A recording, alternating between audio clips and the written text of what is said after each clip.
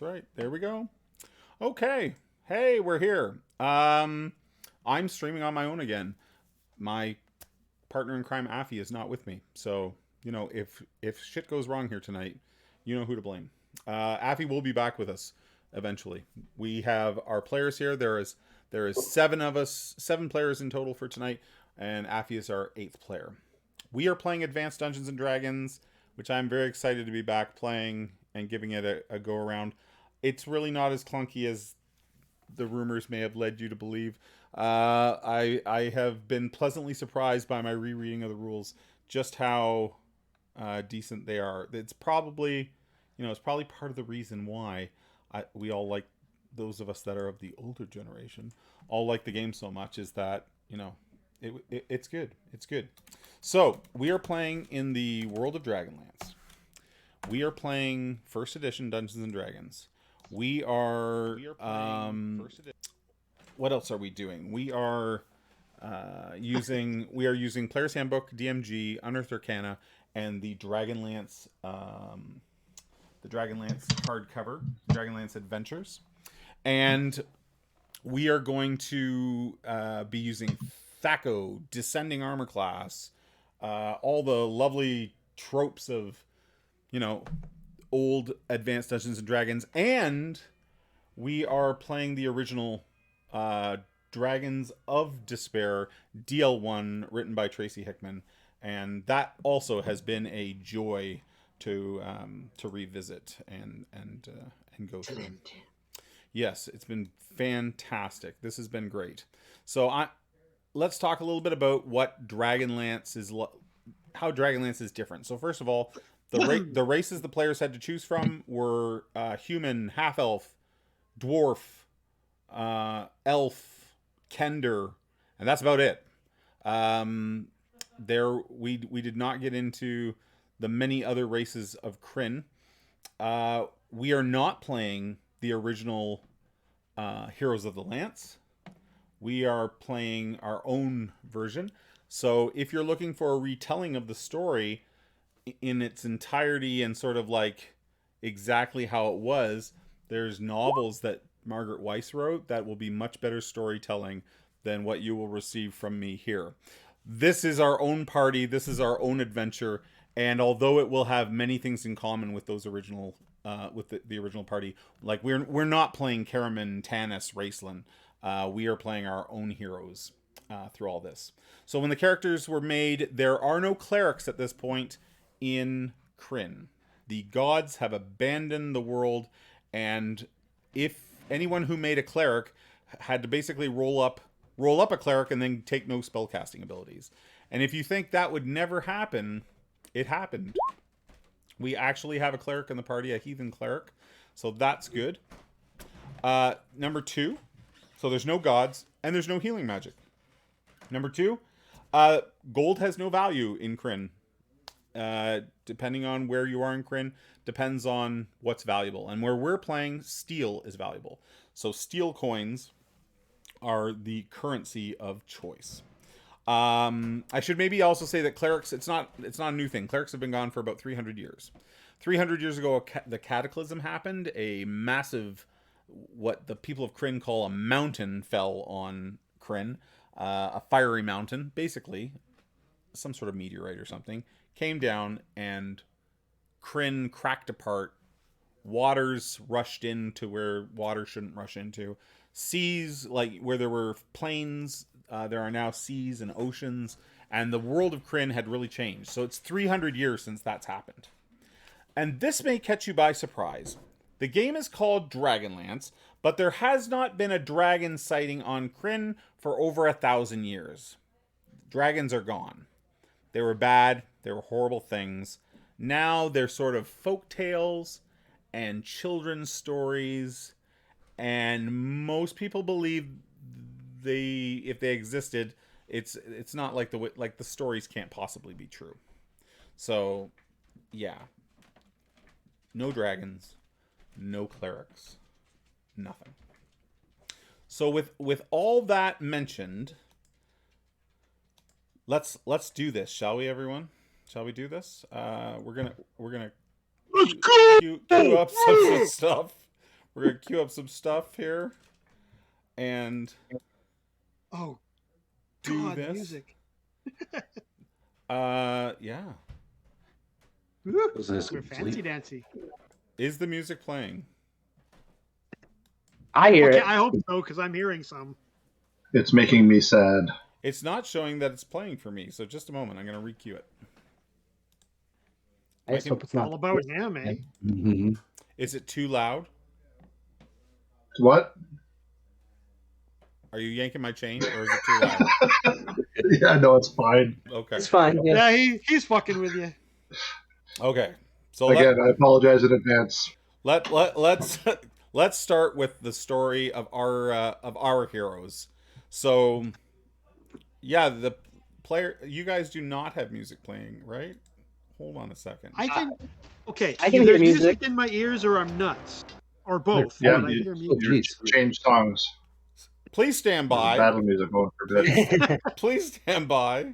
We're gonna try to write the technical difficulties. Where's Bree? Can we get Bree on the line? There was a little bit there. Oh, you're watching the feed, the stream too, eh? Yeah, they had none. Oh, screw them. We have some. Yeah, the stream is not getting the music, which is kind of disappointing. No, don't be like that. Don't be like that. But they get us, so that's they awesome. get us. Okay, we're not going to worry about. We'll maybe see. We'll come back. Maybe it's just that track, and we'll come back and see if it's something. I can hum in the background the whole time. You can. Maybe they're only here for the music. Exactly. So 5 years ago, everybody, 5 years ago, our heroes were living in Solus, the town of Solus, and they decided, everybody kind of had their own stuff to do. People had things that they wanted to accomplish in their life, but what they did was our heroes came together in the Inn of the Last Home and said, when we go out into this world, we're going to look for signs of the old gods. We're going to look for healing magic, and we're going to agree that we're all going to meet back here at the inn in 5 years. And if anybody's found signs of the true gods, the old gods, then we'll know that they haven't given up on us here in Krynn. So that was the deal. So everybody went their separate ways. And now those 5 years have come to an end, and everybody is starting to return to Solus to tell what they've found. Okay? So I was really hoping for sort of epic, sort of story music. I'm going to give it one more shot here. Which ones of us know each other? Because some of us were all started, and some of us started in Solace. Everyone everyone knew everyone in Solus. And then, so let's talk about this very quickly. So, Grinnick Sparkhammer went to the city of Haven to check out this new religious order called the Seekers. And he thought maybe the Seekers had answers. And he kept getting funny dreams. So he went there. And when he found no answers from the Seekers, being a dwarf, he traveled south to his ancestral lands to see if he could find if there were dwarven clerics. But the mountain dwarves have sealed up the cities of the dwarves and hidden underground, and he couldn't find the doors because much has changed in the time of the Cataclysm. Benedict Greymantle, Lagatha Mercer, and Tobin Fivebars went north. They crossed the sea into the lands of Salamnia, where once great orders of knights ruled. And when they got there, our Kender Tobin, he got a little sidetracked and went on his own way.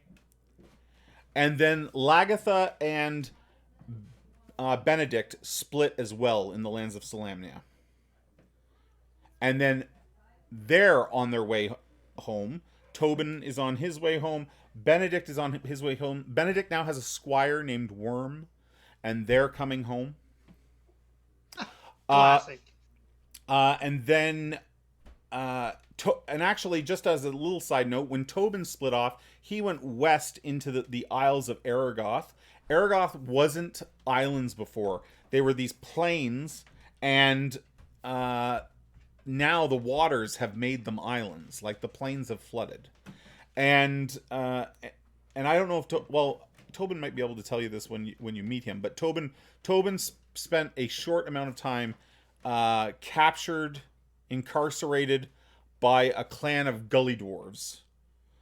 However, Kender aren't afraid of anything, so I don't know that he really viewed it as incarceration.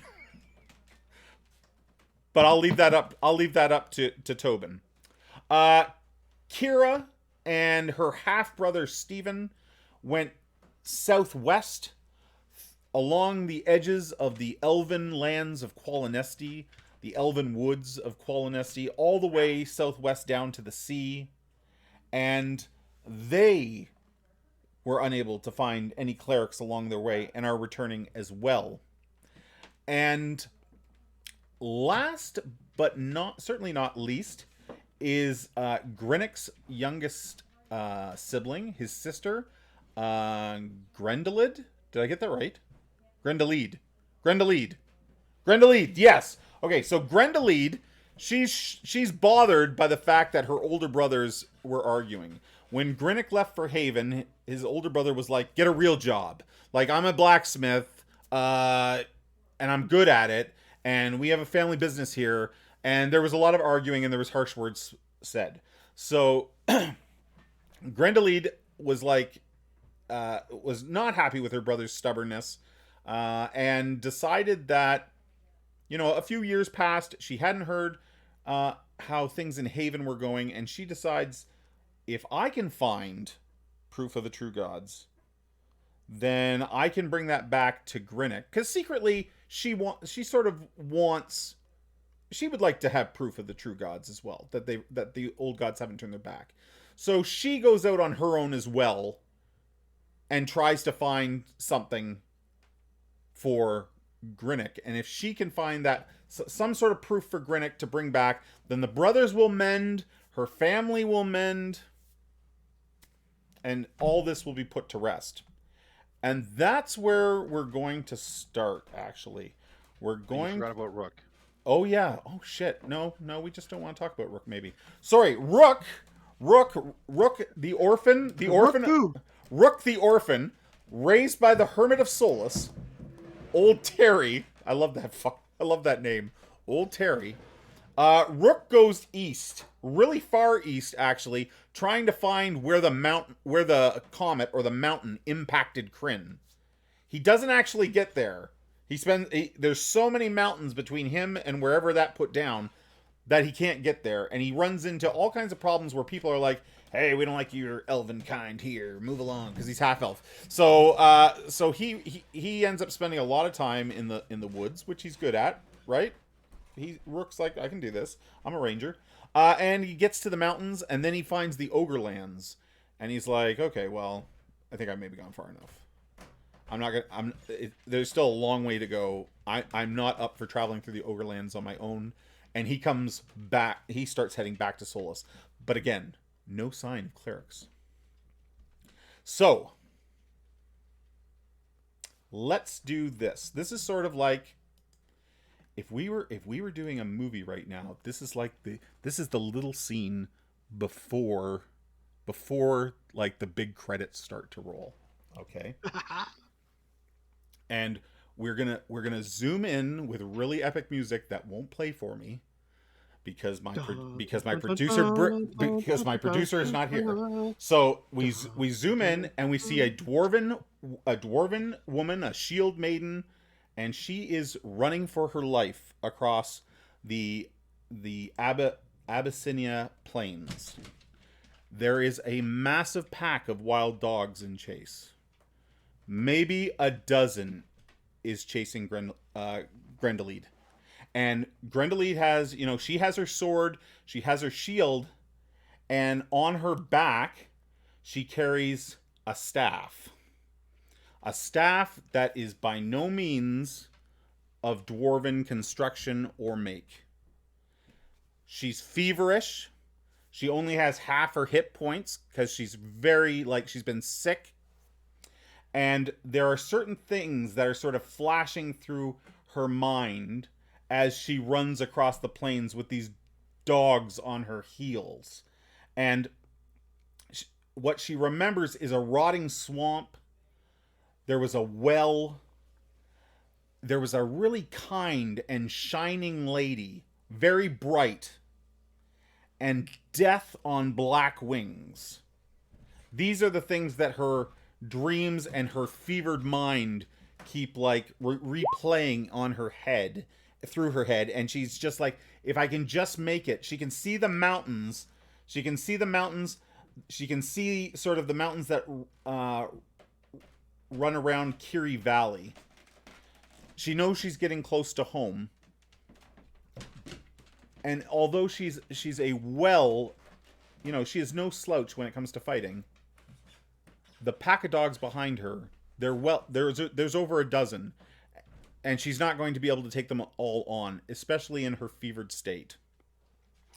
So with that, we're going to jump to our first battle map, which I'm very excited about. And give me just a moment to get over onto this. Welcome to the deep end, Copper. Yep. You picked the right character. So we have these sort of savanna wild dogs with these big ears. They're yipping, they're barking, and they've been in chase. Like, they've been hanging around for some time, Grendeleed. They're like maybe you could hear them a few days ago when you were sleeping at night on the plains, and then the day after that you caught sight of them, just sort of checking you out. And now, like, the pack knows they found sort of a wounded, sick dwarf on the plains, and they're ready to take this for dinner. So you've run and run, and you feel like your legs are just about ready to give up when you see a group. Are you able to see the map that I dropped? Yep. Okay, so you can see these rocks ahead.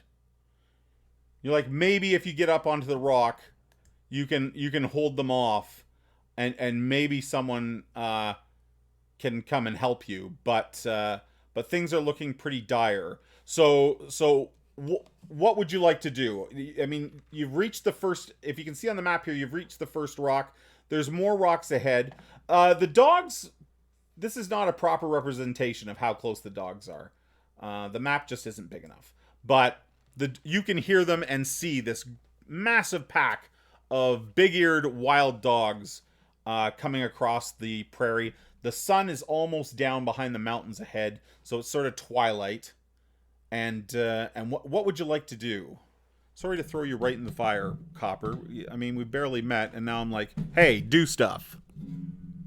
Awesome. Tell me about the rocks in front of me. How high are they? Am I likely to be safe, and can I get a better view from there? So definitely you can get a better view. All of them are sort of like this one that you're right beside. You're going to see me ping the map with my blue circle here. This one, not very high, maybe 5 or 6 feet in height. But this larger pile down here, this reaches a good 10, 15 feet at its summit. And, I mean, the dogs are going to be able to get up on the rocks for sure. But they're not going to be able to surround you the same way they would if you were on the ground, you feel. How tired am I? Can I make it to the larger outcropping? Yes, you totally can make it to the larger outcropping. So one square on here on this map is 5 feet, and in one what we call turn in Advanced Dungeons and Dragons, you can move 120 feet in a turn, which is a lot. Actually, with your gear, probably about 90 feet, and we're not going to stress too much about movement. So yeah, you feel that you can climb right to the top of this set of rocks before the dogs reach you. So I'm gonna dig deep and take a deep breath and give it my all to clamber over to those rocks. Okay, I'm gonna move you up onto the rocks, and the dogs sort of pour in, barking, yipping. They're really excited and sort of high strung after this chase, and a couple of them even start to come up the rock at you, and they're definitely going to get to you. So we're going to make our first initiative check of the game. I'm going to roll that. So initiative in old school AD&D is just done with a D6. A D6 for the good guys, sort of, and a D6 for the bad guys. And the higher roll gets to go first. So you have totally won initiative here. I'm just going to adjust your hit points because with your fever and everything, you're actually only at 15 hit points right now. So if you click on your token, you can see that there's a red circle. That 15 is your Thaco. And then the next is just green circle. That's your hit points. And then the final one is your armor class of 4. We're going to give a quick lesson here on Thaco. So the dogs have an armor class of 7. Your Thaco is 15. So we're going to take 7 off of 15, which means on a 20-sided dice, you need to roll an 8 to hit. Okay? Is that easy enough? Okay. Awesome. So the first dog sort of clambers up and gets brave and is going to take a nip at you, but you get to react first. So what would you like to do? I'm going to pull out my staff and I'm thinking about dogs. Yep. I'm thinking that I'm desperate here and I got to be creative. I'm going to pull out my staff and step back and take a strong stance and just give them a minute to see what they do. So you're essentially just going to look tough and try to intimidate them. Is that? Yeah, exactly. Exactly. It's like, oh, the stick. Okay. So I'm gonna make a check here. Give me 1 second, and we'll make a roll. Well, this dog pauses, looking at you, but as it does that, the other ones sort of scamper up the rocks. This group sort of starts to round the rock on you, and these 6 round the rock the other way. Now, this side of the rock that I'm pinging right now, they can't climb up. This is too steep. So if they're going to come up the rock at you, it's going to be from this direction over here, from the north, if we're like the top side of the map. So yeah, they're slowly prowling up towards you, and you're not sure that they're going to stay at bay much longer. They look hungry. Kick their ass! Well, that's exactly it. I think I've got my staff. I'm going to get into that position where they can't climb up. Yep. And I'm just going to take a big old swing at the one up front. Okay, so screaming for all I'm worth, of course. All right. So let's do that. So you let out a very loud scream and take a swipe at these. Now, what I want you to use is your dagger attack button, just because the staff you're not proficient with. So I don't want to give you all the bonuses that you have with your sword. So you're going to make a roll check with your dagger to swing at them. And again, we're looking for an 8 or an 8 or better. So go ahead and hit that roll on the dagger as you swing your, and we're going to use that to represent the staff. I just have to find it. Sorry. Yeah, that's okay. So when you go into your character sheet, you're going to go down to the weapons area, and it should be in there.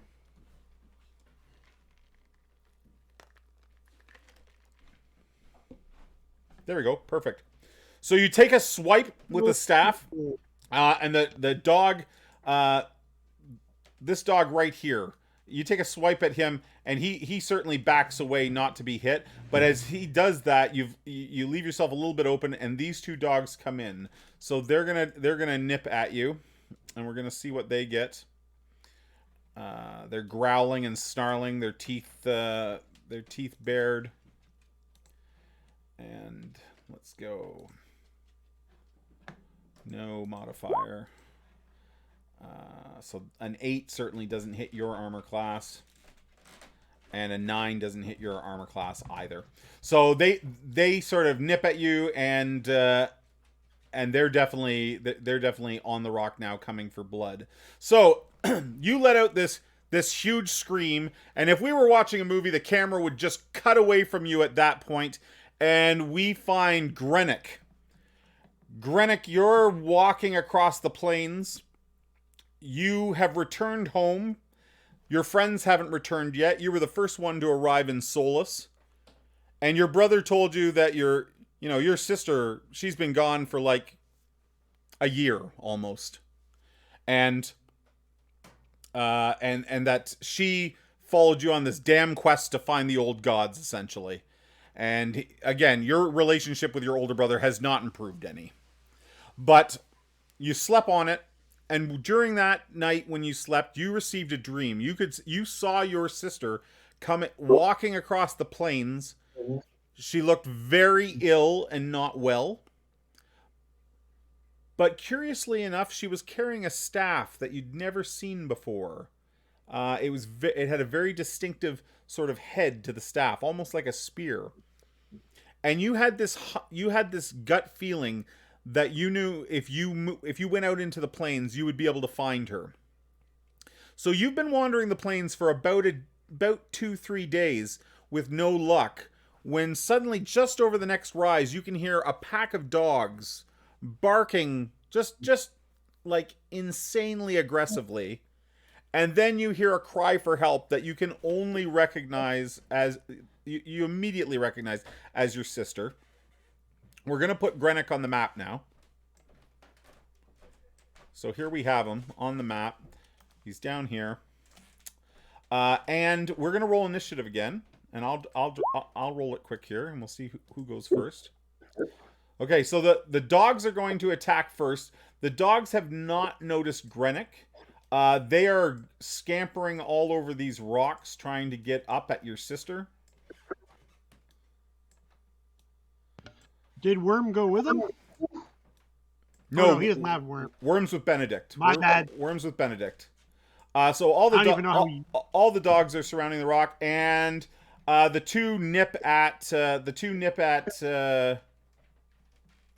gonna have to make like a note on how to say that name. I'm gonna get it right though. Grendelede, right? Grendelede. I'm getting it. Okay, so they're gonna nip at Grendelede again. Get their bite roll here. One. Okay, so again, one rolls horribly, a natural 1, and I'm gonna say you managed to get it with a bit of the staff, and it topples off the rock.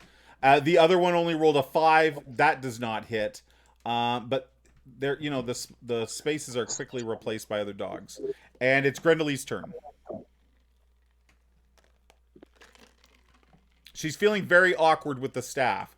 She feels like if she had her sword, you'd probably do better. But I'll leave that up to you. The staff allows you to keep a bit of distance from them.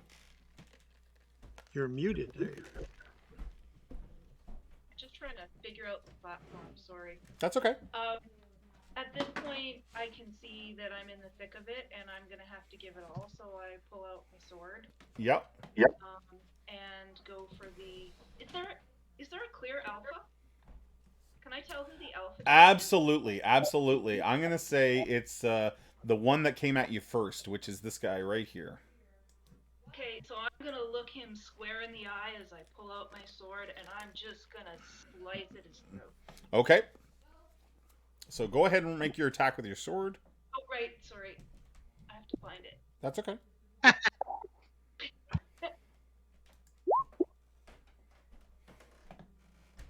Did I just roll a 4? You rolled a 4. Actually, you rolled a 2, and then it modified to a 4. Okay, hold on. I got a couple people's volumes that are crashing on me, so just give me 1 second. There we go. Okay, so you take a swipe, and that misses again. Grennick, what would you like to do?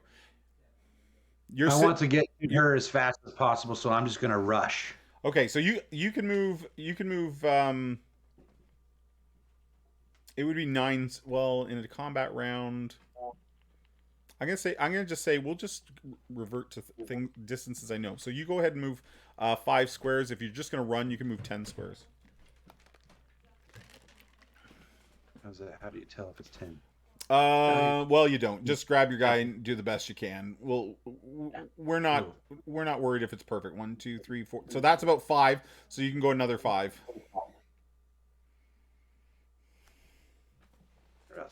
There. Because you're in an all-out run. Yeah, and I'm screaming at the top of my lungs, just yelling. Okay. I'm gonna say that with her fever and everything, your sister has not noticed you yet, but the dogs have. That's what I want. Yeah. Okay. So again, we're gonna roll initiative at the top of every round because sometimes you're gonna get lucky and get a double essentially, and the dogs are going again. So what's gonna happen is these dogs break off and they're gonna charge at you, and the rest of them still continue to jump and sort of clamber up the rock as best they can. And the 2 are going to bite at you again on top of the rock. So let me make those attacks. We got 1 and 2. Okay, does the 17 might hit? Their Thaco... No, so their Thaco is 18... and your armor class is 4, so they need a 14 to hit. So yes, 1 bites you. I'm gonna say it's the alpha. He's not having anything to do with you. So he does 4 damage. So in order to drop your hit points, you just have to click on your token, and then click on the green circle in the middle. And if you just hit negative, however many hit points you lose. So if you go -4 and hit enter, it should drop that off. It does all the math for you. There you go. Okay, so it latches. This dog latches on. I'm gonna say to your leg and is trying to pull you down, but not having any luck. The other wild dogs are going to attack Grinnick.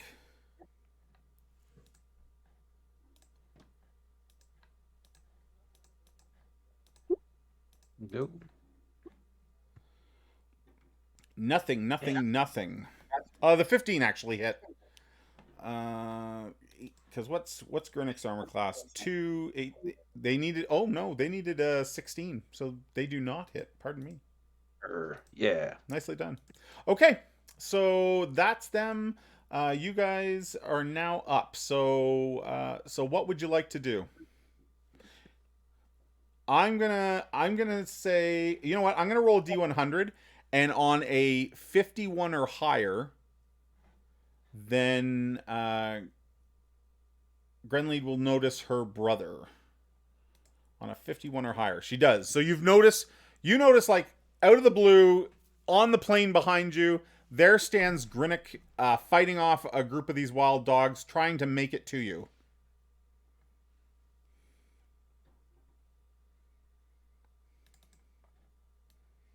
You get kicked out? It's let me see here. It's your guys' turn. So what would you like to do? Well, I'm going to continue trying to get to her, so I guess I'm going to have to fight these dogs. Okay, so are you going to you're going to attack one? Yeah, I'll attack that one right in front of me. Go ahead and make your attack. Okay. Take this. Character. I'm down here, right? Yeah, and then I think you just roll this roll button right there. And it says no hit modifiers, right? Yeah, there's no. I'm not. All your regular hit modifiers will be in there. That's only if we need to add something extra. Okay, got it.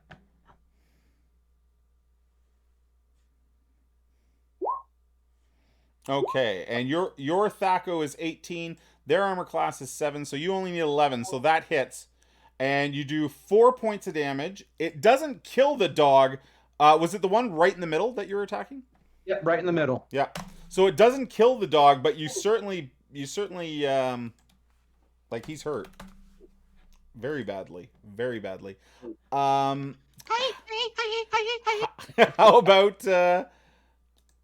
about our dwarven shield maiden atop? What is Grendelid doing? Is she could jump I mean, you can stay and fight. You can also jump off the rock and head for your brother. Whatever you want to do. You said that this south side. Yeah, they can't climb up it, but you could drop off it. I could slide down it and make a run towards my brother. Absolutely. Yeah, I think that's what I'm gonna do. Okay, so let's do that. So this is, if we go down off it here, let's do it this way here. 1, 2, 3, 4, 5. You can get there, and then if you want, there will be some dogs biting at you as you run. But if you want to run, you can actually make it to him if you'd like. Yes, please. Okay, so let's do that. I'm gonna have the dogs make their attacks.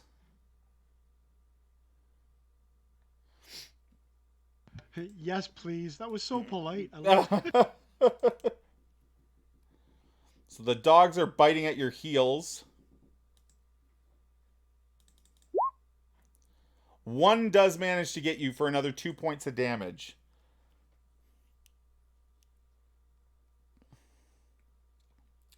So as you reach your brother, you know, you're about to take up sort of a defensive stance beside him, and your one knee just sort of gives way, whether it be out of exhaustion or maybe a wound causes your knee to buckle, and you sort of fall into your brother. And do you try to steady your sister? You guys are muted. I assume you said yes, though. Yes, please. Yeah. Yeah. So as you do that, your hand sort of slides across her armored shoulder pad, and your hand comes to touch that staff. And as your hand touches the staff, the wooden shaft of the staff and the entire thing turns bright blue. Can we see that? Yeah. Like it's made of a single piece of crystal. Okay? And as you do that, sort of over your sister's shoulder, you see this bright, shining woman standing on the plains. She's super tall, like twice the height of a regular person. And just for a brief moment, you see a smile come across her face. And then you and your sister disappear. And you reappear inside the smithy. Whoa, what? So you're back in Solus. There's no dogs, and as you arrive in your brother's inside your brother's, beside the forge and everything, the staff goes from a bright blue crystal. It lights up the room, and then it goes back to a wooden staff with sort of that same shaped spearhead on the top. And we're going to leave you guys there for a second, and we're going to go across to the road headed to the south of Solus, to the road headed in to the town. That was awesome. And it's autumn. And great start. Woo! And yeah, now we cut to it. I wish we had the music. So everyone else in the party has met one by one along the road back to Solus. Maybe you found one of you, taking a stone out of your boot or something. And then the next one you found like having a drink from a creek or something. But one by one, as everyone's heading home, you're running into each other along the road. Warm receptions. These are your friends. These are people that you swore an oath to. And now, you're just sort of catching up with them and walking, and it's like old times all over again. You're talking about that time, you went cow tipping in the Northfields. You're talking about, when girls and boys that you had crushes on, or old man Jacoby and his stinky pipe.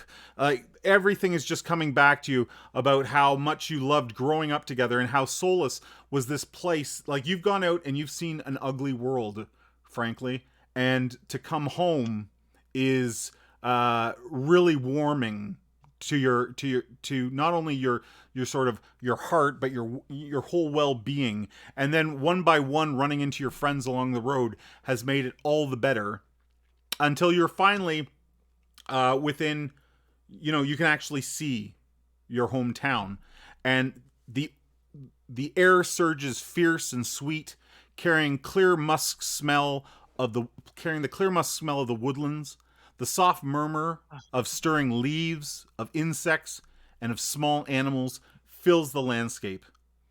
The clear highland skies, bluish with the end of day, and fades into starry sleep. This is home. From the rock outcropping, the valley below seems peaceful, untouched. Dense forests of pine carpet the mountainsides, varied only by thick aspen woods. The mountains, deep blue in the distance, circle the valley floor and form a soft highland bowl. It is a wonder that any beautiful places are left in the world. Before the cataclysm, the days were calm and ordered. Nothing was unexpected. Now the world has changed. It's changed, and it's taught two great lessons. First, no beauty, not even that in the valley or in Steve's perfect face, is safe. All the riches past could not protect the ancient people. Gold has no value in this new world. It's too soft for swords and armor. Steel is the most valued metal of all, though each small kingdom has its own currency and exchange. Secondly, no magic lasts forever. True clerics cannot be found, nor have clerics with miraculous powers been known to exist since the time of the cataclysm nearly 300 years ago. 5 years ago, you and your friends parted to search for a true cleric. Tonight, you've met on the road to Solace and report what you've found. So, one by one, you sort of tell each other that, I went here, I went there, I couldn't find anything. The stories go on and on. In the case of Steve and many of you, maybe not the half-elves, everybody looks a little more mature. Everybody looks a little grown up. 5 years has, changed you a little bit. As you stand on this outcropping and look down into the valley, there's pines on the mountains all the way around, but down in the valley are the Valenwood trees. And the Valenwood trees are so big that the people of Solace have built their homes in them. The only buildings that still remain on the ground in Solace are the blacksmith shops and any other industry that requires, obviously, a lot of fire. So, like the Spark Hammers blacksmithy and an alchemist shop, things like that, kept on the ground. As you look down, the sun is just going down, and you can see thin wisps of smoke rising from the trees. Not from fires that are burning them, but from, fireplaces inside the homes. And there's familiar smells and sounds. You can hear mothers yelling for children to come in for the night. You can hear, a few rowdy guys on the way to the inn of the last home to have a drink. There's horses whinnying as they, as market clears out and people are going home. And it's autumn, so the entire valley is bursting with reds and oranges and yellows. Crystalmere Lake lies just close enough to Solace that you can make out it sort of reflecting the last couple rays of sunshine as the sun sinks beneath the mountain. And it's a little piece of heaven in a world that seems to be falling apart in all the different directions that you guys traveled. None of you found any signs of true clerics throughout all of your travels. And as you just take in this scene from the rock outcropping, the bushes to your left rustle. And suddenly dark shapes scurry from the woods on both sides of the road. Their orange-yellow pale skin pales against their heavy black armor. Their twisted faces glare from even the darkness, and they crouch in a rough semicircle ahead of you. A stout pony struggles up onto the road, sagging beneath a flabby figure, much the same, although larger than those that surround you. The pony rider suddenly turns his head towards you and yells, "Onyx demands the blue crystal staff. Forfeit the staff now, or die."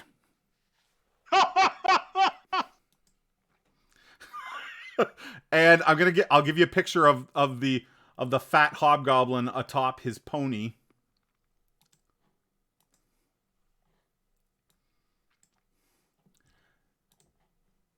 And are you guys able to see that?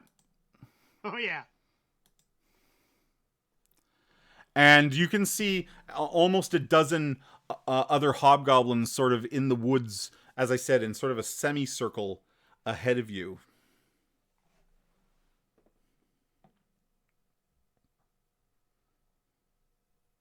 No? Oi, fatty, give us the road. You're in our home now, or there'll be trouble your way. He looks to the two of you that step forward and talk, and he says, "Your home?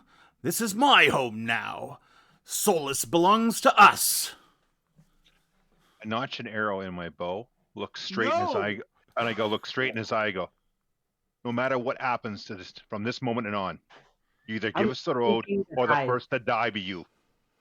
Okay. I never stop walking. I just continue walking like there's nobody in front of me. Okay. So just as Rook and as Stephen sort of converse back and forth, Benedict says not a word and just keeps walking down the road. Worm, your squire, is like, "Boy, with me." I don't know. They look like they mean business. Maybe Benedict, Sir Benedict. Is it? I never get this right. Can we just like let them talk it out a bit? Tobin, what are you doing? I am kind of sneaking, trying to find a place where I can hide and jump out if things go sour. Okay, so you're looking for the best bush to sort of just slip into? Yeah, that's kind of okay, how I fair roll. enough. And Kira, how about you? Kira's just gonna wait. She's gonna at least stay close to her brother and get an arrow on her bow. Okay, so let me put some people down here on the map, because we all know where this is going to end up. We're going to talk it out, obviously. Yep, with hugs and everything. I've played Dungeons and Dragons enough to know where this is going. Okay, so do I have everyone there? Can you guys see that? Yep. And I'll put an eye on here so our friends that are not involved in this particular part of the adventure can see at the moment. So I think we have every 1, 2, 3, 4, 5. Yes. Nice sword. Yeah. Props. It's slurping. It's squishy. So as Benedict just is walking down the road, the fat hobgoblin atop the pony, it's very clear that in this sort of dim light, he maybe did not see the markings of a Knight of Solamnia at first. As he sees the markings on your shield, your sword at your side, he looks down at the hobgoblin beside him and says, I will return to the Theocrat. You bring me any staff that you find upon them. And he very quickly wheels his pony and begins to trot sort of down the hill towards Solace. and the hobgoblins kind of. I release a shot right in his back. Are you going to do that?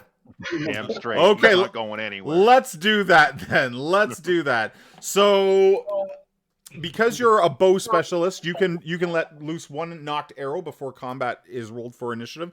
So you can go ahead and do that. And he was back here when he turned around. So let's see what our range is there. So I think under 30 feet is your point blank, if I'm correct. Yep. And we got to go from Rook. There we go. So it's not point blank. It's short range. Okay. But even at short range, being a specialist with a bow, you're going to get an extra +1 to hit and +1 to damage. So when you attack with your bow, I want you to add that. You have to add a +1 modifier to hit and a +1 modifier to damage. Okay? Okay. That is not worked into your... So when I hit the roll button, what happens? I have to add the +1 +1? Mm-hmm. Yeah. Okay. Yeah. I'm going to chase down the horse and tackle it to the ground. So just put down a 2, or do we got to put +1 +1? No, +1, and then when it says damage, put a 1 modifier in it again. We'll get it. This is our first one. Yep.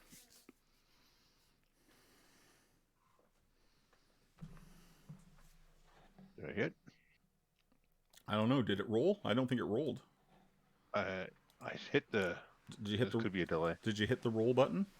Hit the submit button. Oh. It says damage modifier now, +1. Yep. Just put a 1 in. You don't have to put the plus. Yep. There you go. There you are. So you rolled a 20. So the arrow finds its mark, and the damage is max damage. 7 damage as the arrow sinks into this fat hobgoblin's rear end.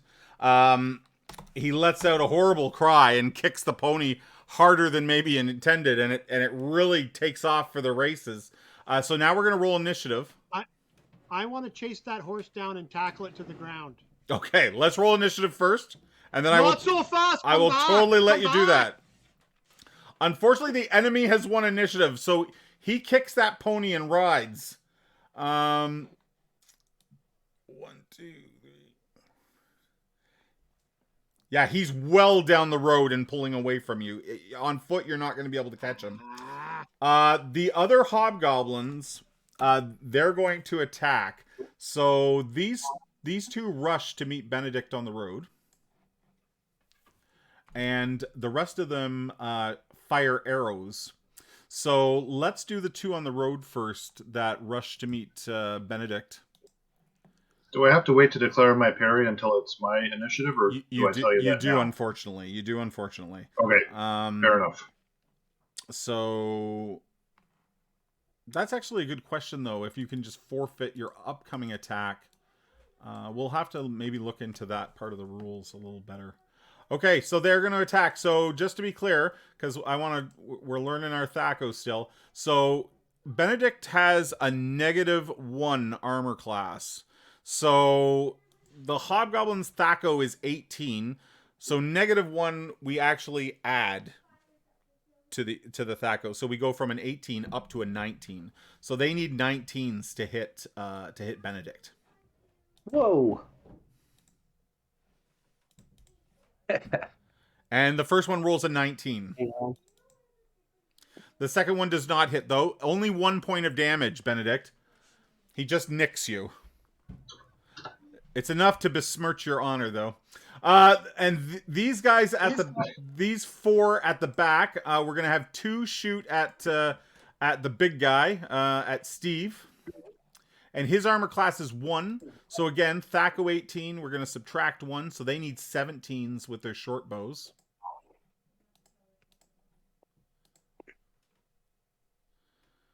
So there's 1 hit. There's 2 hits for a total of 7. For a total of 7 damage. All right, that's enough out of you. Now, bows have a rate of fire of 2, so they're going to get a second attack, but the second attacks come after you guys go. So they get their first attacks, you get your first attacks, they get their second attacks, and then you guys get any second attacks that you have. Oh, cool. And then the other one's going to the other 2 back here are shooting at Kira. Kira's armor class is not so high. She has a 6. So with their with their 18 Thaco, we're looking at 12s with their short bows. So that's a miss. And that's a hit for 1 damage, Kira. 1 damage. Then we have 4 on this side of the road, and 2 of them are going to shoot at Rook, and then 2 of them are going to shoot at Worm. So, Rook, your armor class is 3, so I'm looking at 15s to hit you. Love it, dude. It's awesome. Both of those miss. And then on Worm only has an armor class 7, so they just need an 11 to hit Worm. And they both rolled a 4. So somehow not hit. Tobin, it would appear that they have not seen you slink into the bushes. Yeah. Okay. Very good at what I do, fellas. So now we're going to jump over to your guys' turn. Now, there's no order to this. So whoever you feel is the most, whoever we think needs to do the attacking, we just let them go first. So who would we like to go first on your guys? On Team Good Guy. You were already in motion. Yes. Running. So I'm gonna pull up beside this little balding guy here and massacre this thing. Yeah. Benedict and his skullet. Does Benedict wear a helmet, or does he have that bald head on display? I mean, I let the Kentucky waterfall fly. I'm a big fan of the bald. I'm just saying. Hey, don't make fun of my alopecia. Oh, jeez. Keep my character's name out of your... He beat me to it. Go ahead and attack there, Steve. Yeah. I'm a little horsed off that I didn't get to tackle a horse. I know. Your time will come, I promise. So I'm going to have to take it out on this schmuck. Okay. With my long sword. A 19, more than enough. 11 damage. Steve is a mountain of a man. Yeah. And your sword just cleaves this hobgoblin. He is dead. You got... Grynnick, you got shorter!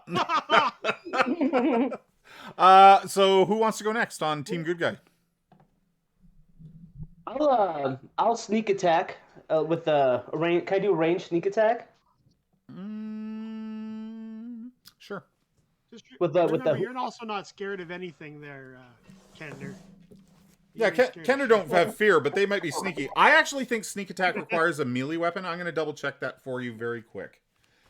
Here. Let him have it while you're attacking. Yeah, go ahead and we'll give it to you this time around. Okay, cool. When it asks you for a modifier to hit, Tobin, add 4 to hit for doing a sneak attack. Okay. Yeah. +4.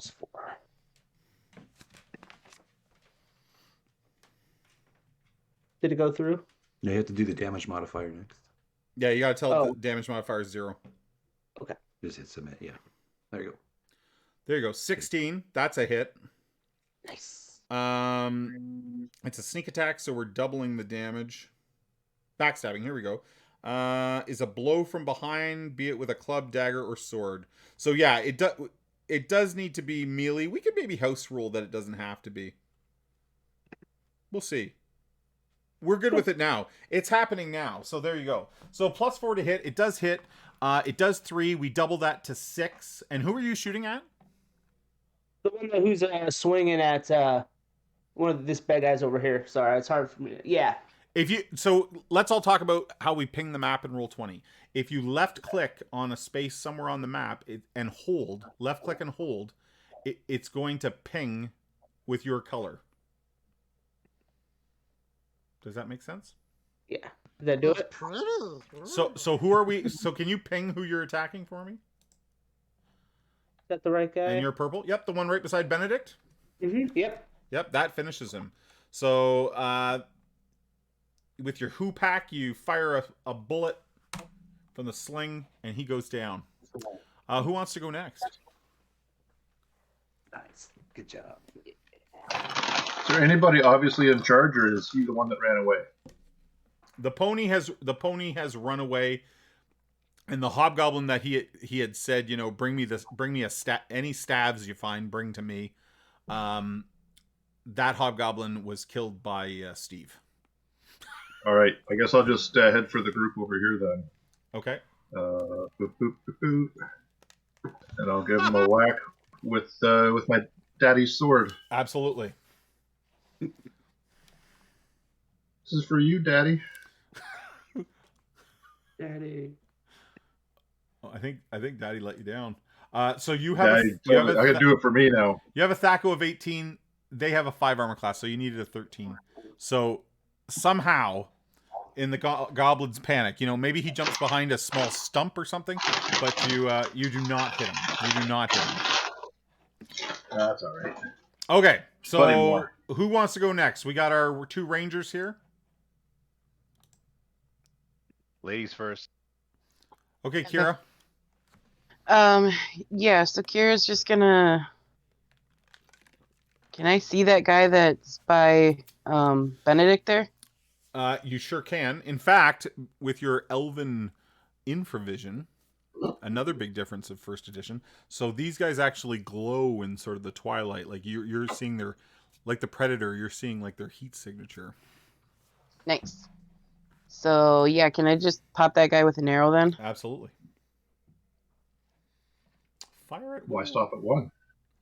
Which one's Will? Yeah, exactly. Okay, so... So you're going to go into your character sheet and down to your weapons? Yep. But to target him, is it still control to target him? No, there's no targeting in this. You Okay. just have to tell me where the attack's going. It's not like in Fantasy Grounds.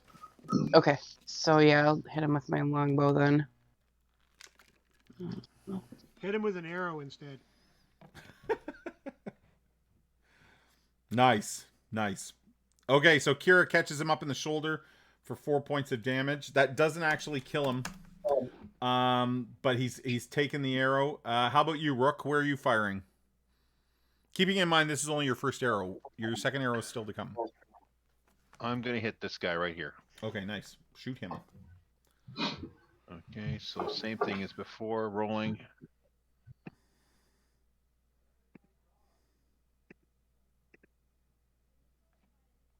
Oh, that's the edge of the map right there.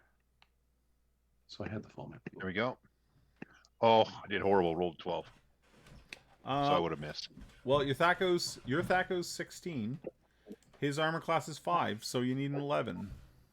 Oh, I hit. Yeah. Perfect. Okay, so he took 2 damage. Are you at short range? What's short range on a longbow? Do you know? Yeah, short range on a longbow, it says is 7. Okay, so in dungeons, that would be 70 feet. Outside, it's considered yards. So 70 yards, you're well within you're well within 70 yards. So so you can add an extra 1 to damage. So that would be 3 damage to him. You can do if you need to. You need the fight. Okay. All right, so Rook fires arrows and Kira fires her arrows. Worm back here, she runs over beside Tobin and basically looks at Tobin and he's like, I think we're doing well. So it's second attacks now. So the hobgoblins are going to fire their arrows again. These 4 seeing Steve, they're all going to shoot at Steve.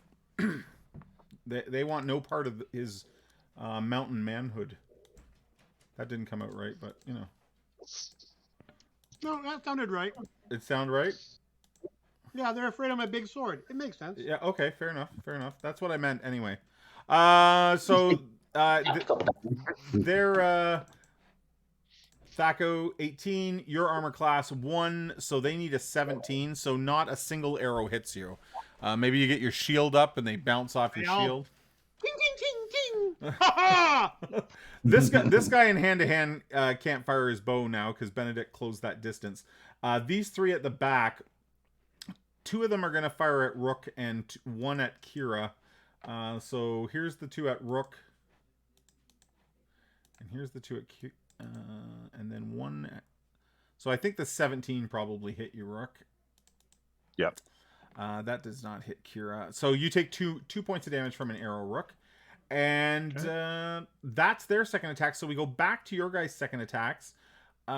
which means we have 2 arrow shots left to do from our 2 rangers. Oh, you know what, Rangers? We forgot to do something. Hobgoblins are part of the giant class, so when you hit them, you get to add your level to damage. So your damage modifier against hobgoblins is actually quite higher. So this hobgoblin is dead, this hobgoblin is dead, and Rook, don't take the hit points off if you haven't yet, because we're going to say... Put it back on. Yeah, absolutely. Okay, so now Rook and Kira, you guys can take another arrow shot. Where would you like to shoot?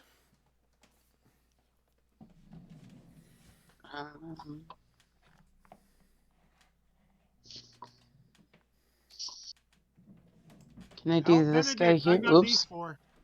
Which guy? Yep, totally. That guy? Yep, go ahead and roll to hit. Okay. So, let's see. Hey, Jazzy, thanks for the subscription. I totally missed you doing that.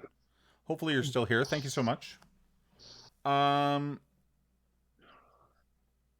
an 11 hit? Kira's 16. That's what you needed, an 11. Okay, so Kira does 4 damage, but again, because they're giant class, we're adding 5 to that for a 5th level ranger. So that's 9 damage, and that kills that hobgoblin. Rook? Yeah. I'll be shooting this one. Yeah, go ahead and do that. If anybody's wondering like how a hobgoblin qualifies as a giant class, I'm not really quite sure, but he does. Goblins, hobgoblins, orcs. There are no orcs in Krynn, but if you were playing a first edition ranger, you know, giants are giants. Like they count too. So I added 1 and 1. Should have added a 5 to that.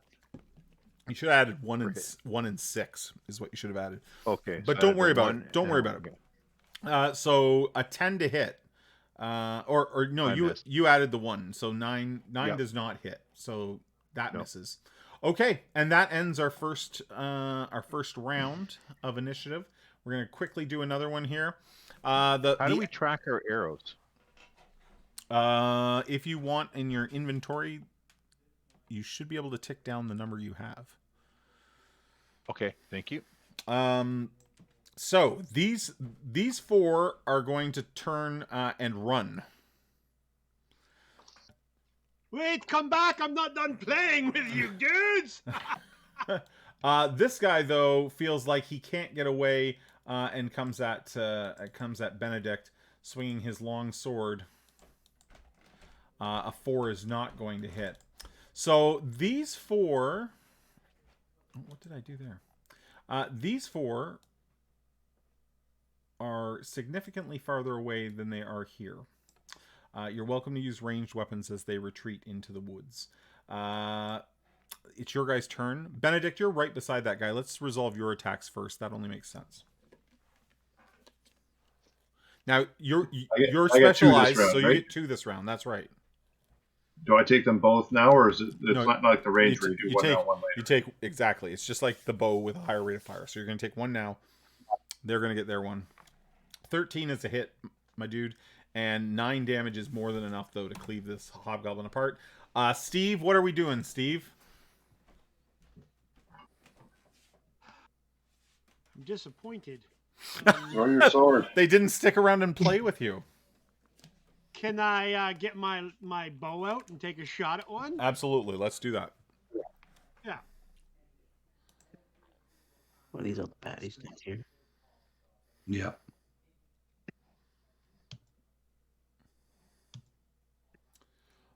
Seven, unfortunately, does not hit. Let's go to the next closest to them. Kira and Rook, what are you guys going to continue to shoot arrows? Absolutely. I know I am. Okay, so with the 70 yards on a longbow, guys, they're still in short range. Okay. Okay. Good So here. go ahead and make your shot. Actually, you know what? Steve, go ahead and make your other shot, because they're not firing back. They're just running. So your rate of fire, you get another arrow. And Rangers, give me 2 arrow shots each, just to speed things up a bit. Ooh, I get 2? Nice. Yeah, thanks, Jeff, for the sub. Aha! And D-Mad-Cat? Or is it DM Adcat? Okay, so Kira hits with 1. So again, 6 damage, but plus 5 for being a ranger. That certainly kills one. Steve, that 19 definitely hits. However, 1 damage does not bring him down. I'm going to say Rook finishes him off with that shot, though. And Rook, you have 1 more shot to go, my man. As you lay down suppressing fire.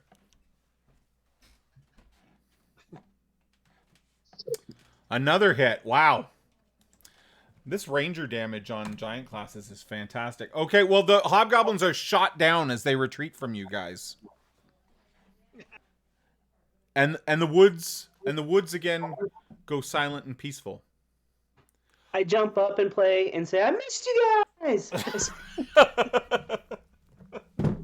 I am going to hug him. Okay. Thoroughly. All right. I'm going to throw him bodily into the air and catch him, give him hugs, and then sit him on my shoulder if he wants to sit up here. If he's so inclined. Rook screams out, Yeah. Damn you fool, stop hugging, let's go. They said they were at our home, and I've taken off down the road after that fatty at full speed. Okay. Rook's all business. The guy said he I'm was at our keeping an home, eye on right? the ground.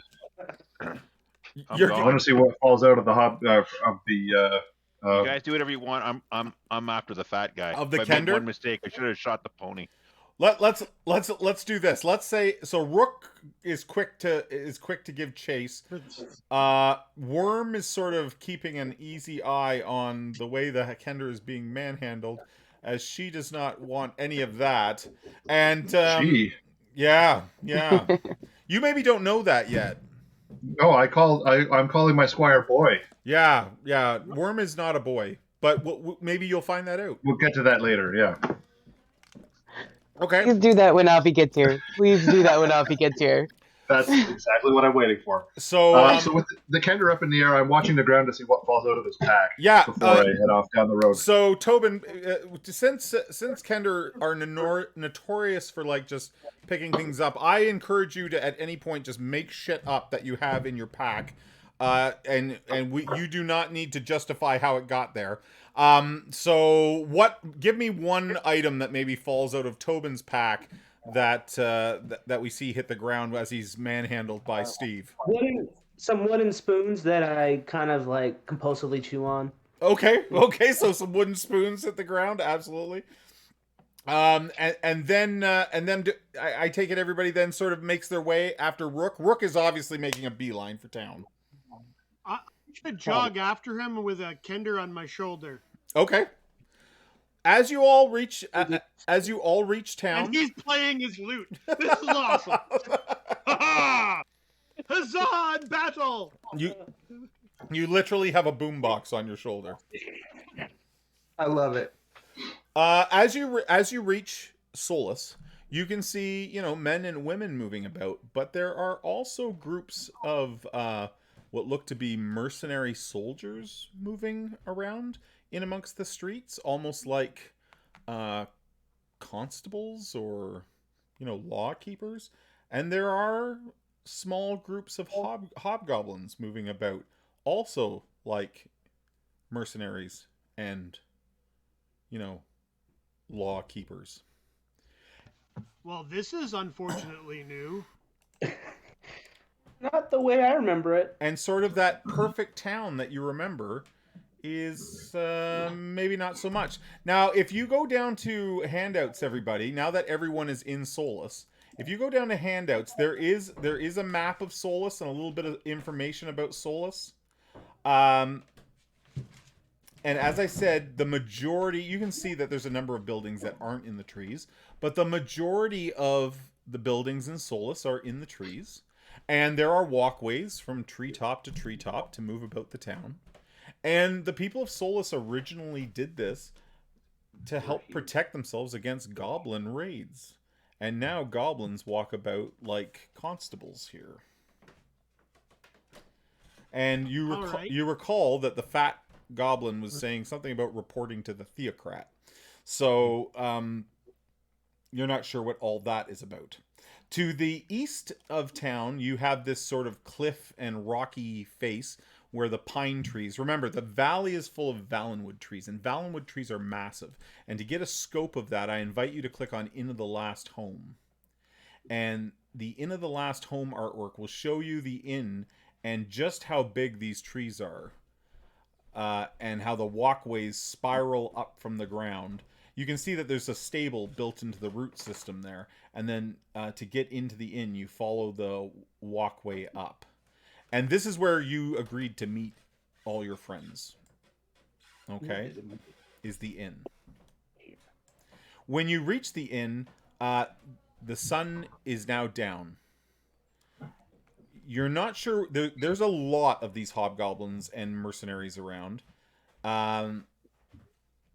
So unless you want to, sort of go and pick a fight, which you're welcome to do, I will assume that everyone just kind of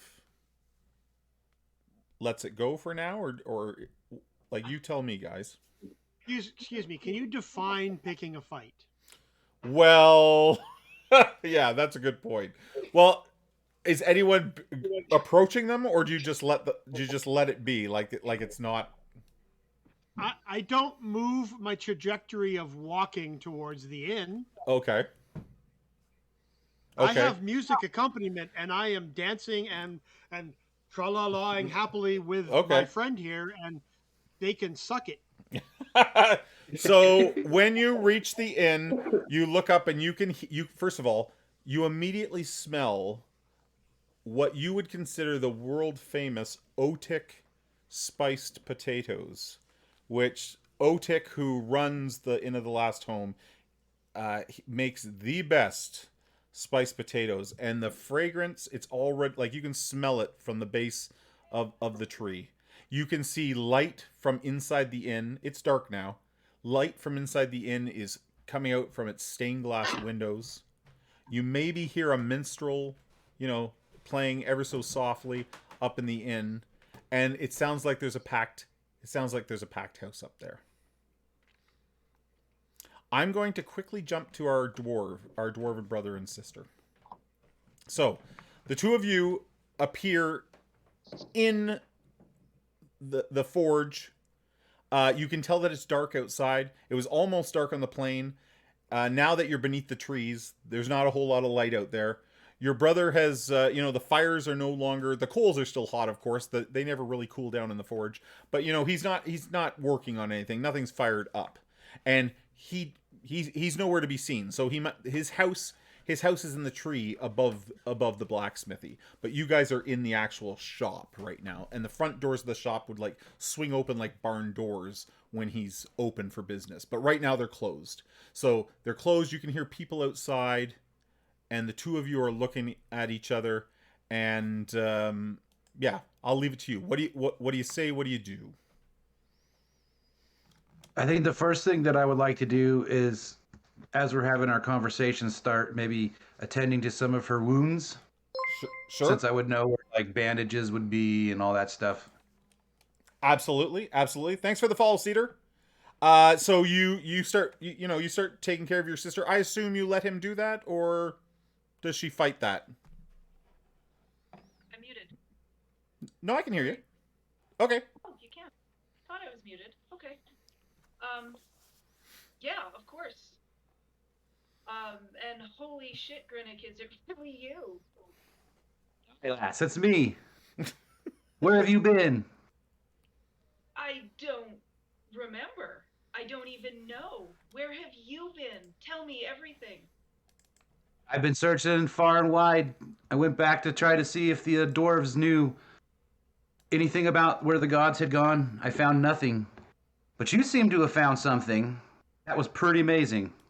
Did you see what I saw? It was glorious, lady. It was glorious. I'm just so glad you're alive. Me too, lass. Me too. So as the two of you talk and you bind her wounds, you can tell that your sister's sick. She's picked up some kind of, like a flu or something. She has a fever. She's sort of clammy, and she probably needs rest.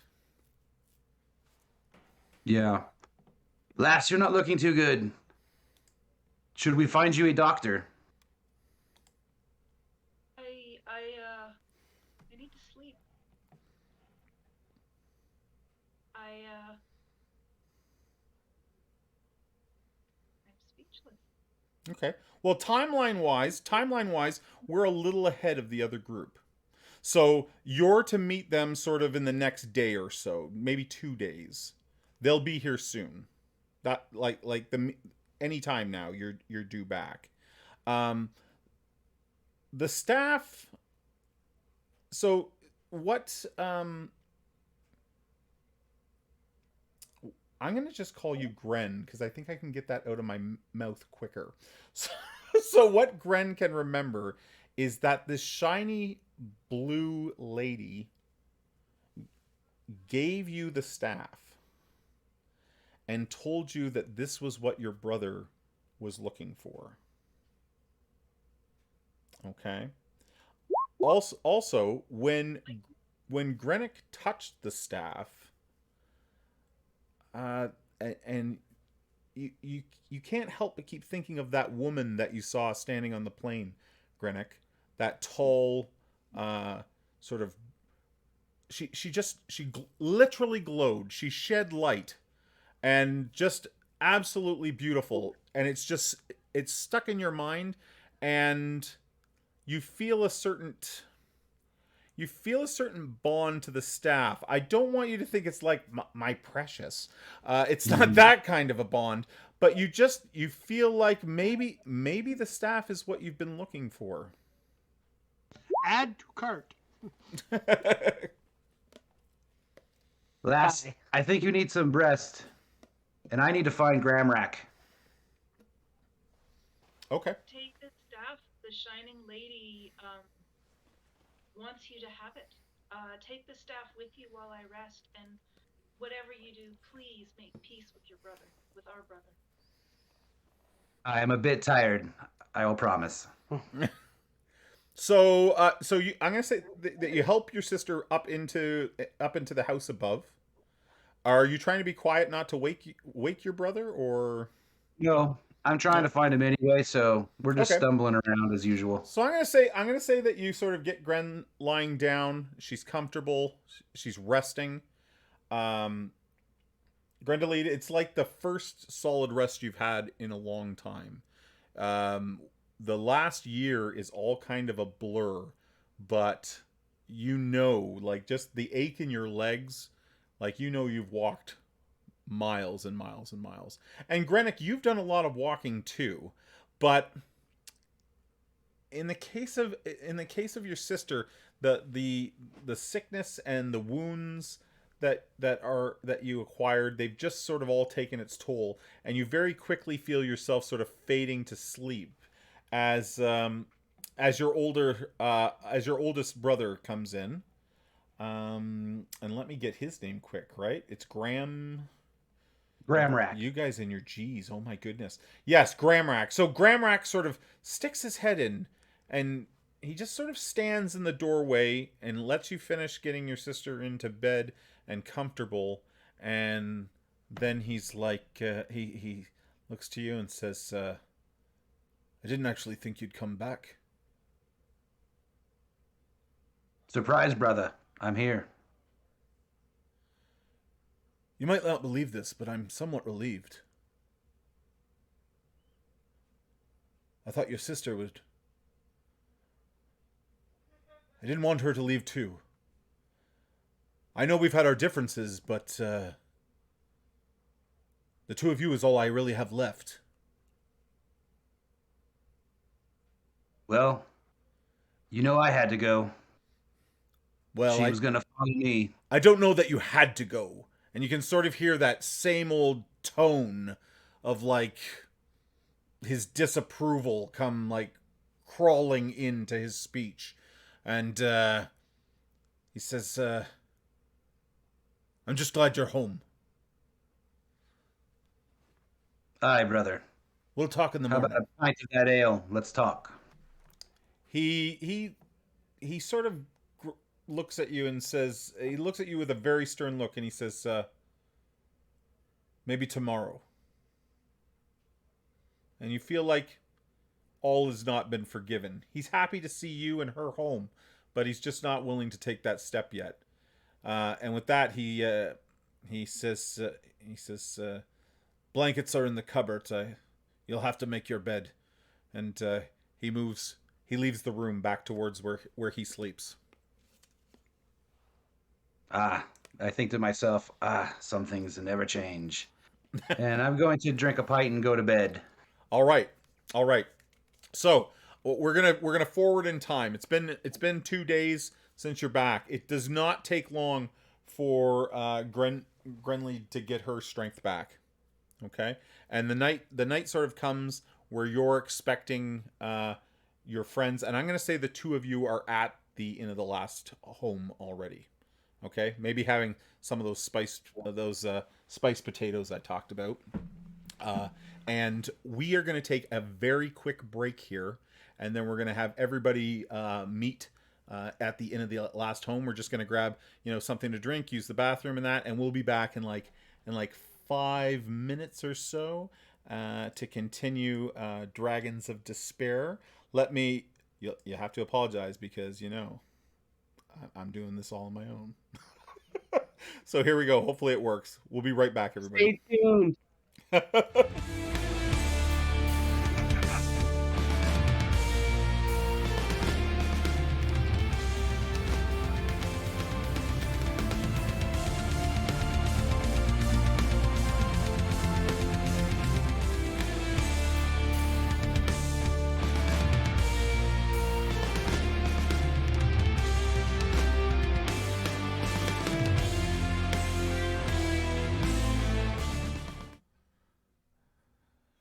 I don't hate you guys that much.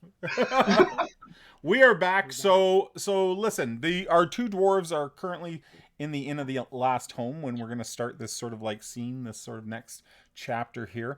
I can tell you the dwarves, because you've been in town a little longer than everyone else. So Solus is currently under the sort of under the thumb, maybe under the finger, under control, basically, of the Seeker High Council.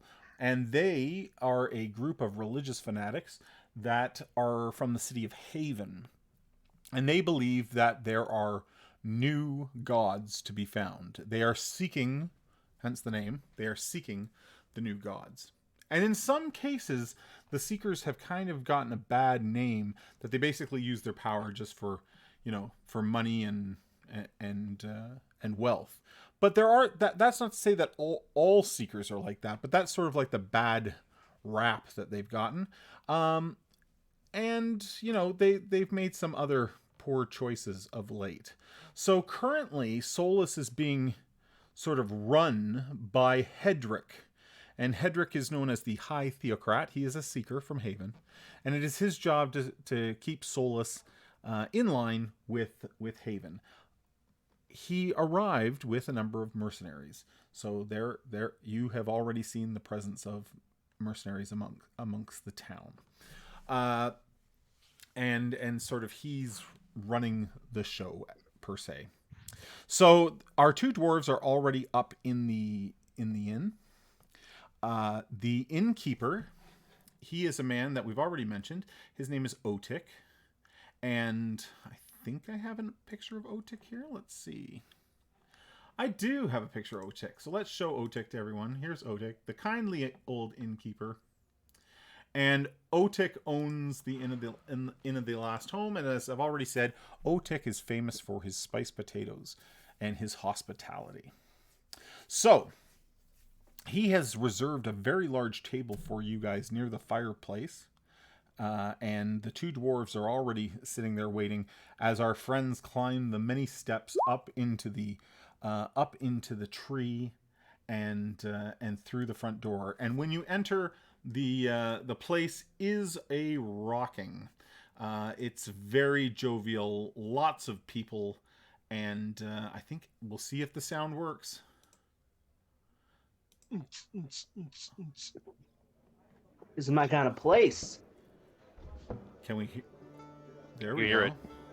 And I think Ladies I'm hearing and it, which means Then of course. it's going out to the masses that are listening.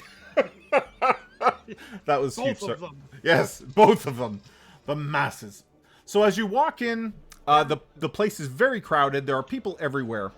A few things that catch your eye is the big table that's been reserved for you, that Otik and the barmaids have kept open for you, and you immediately see your two dwarven friends sitting there waiting for you.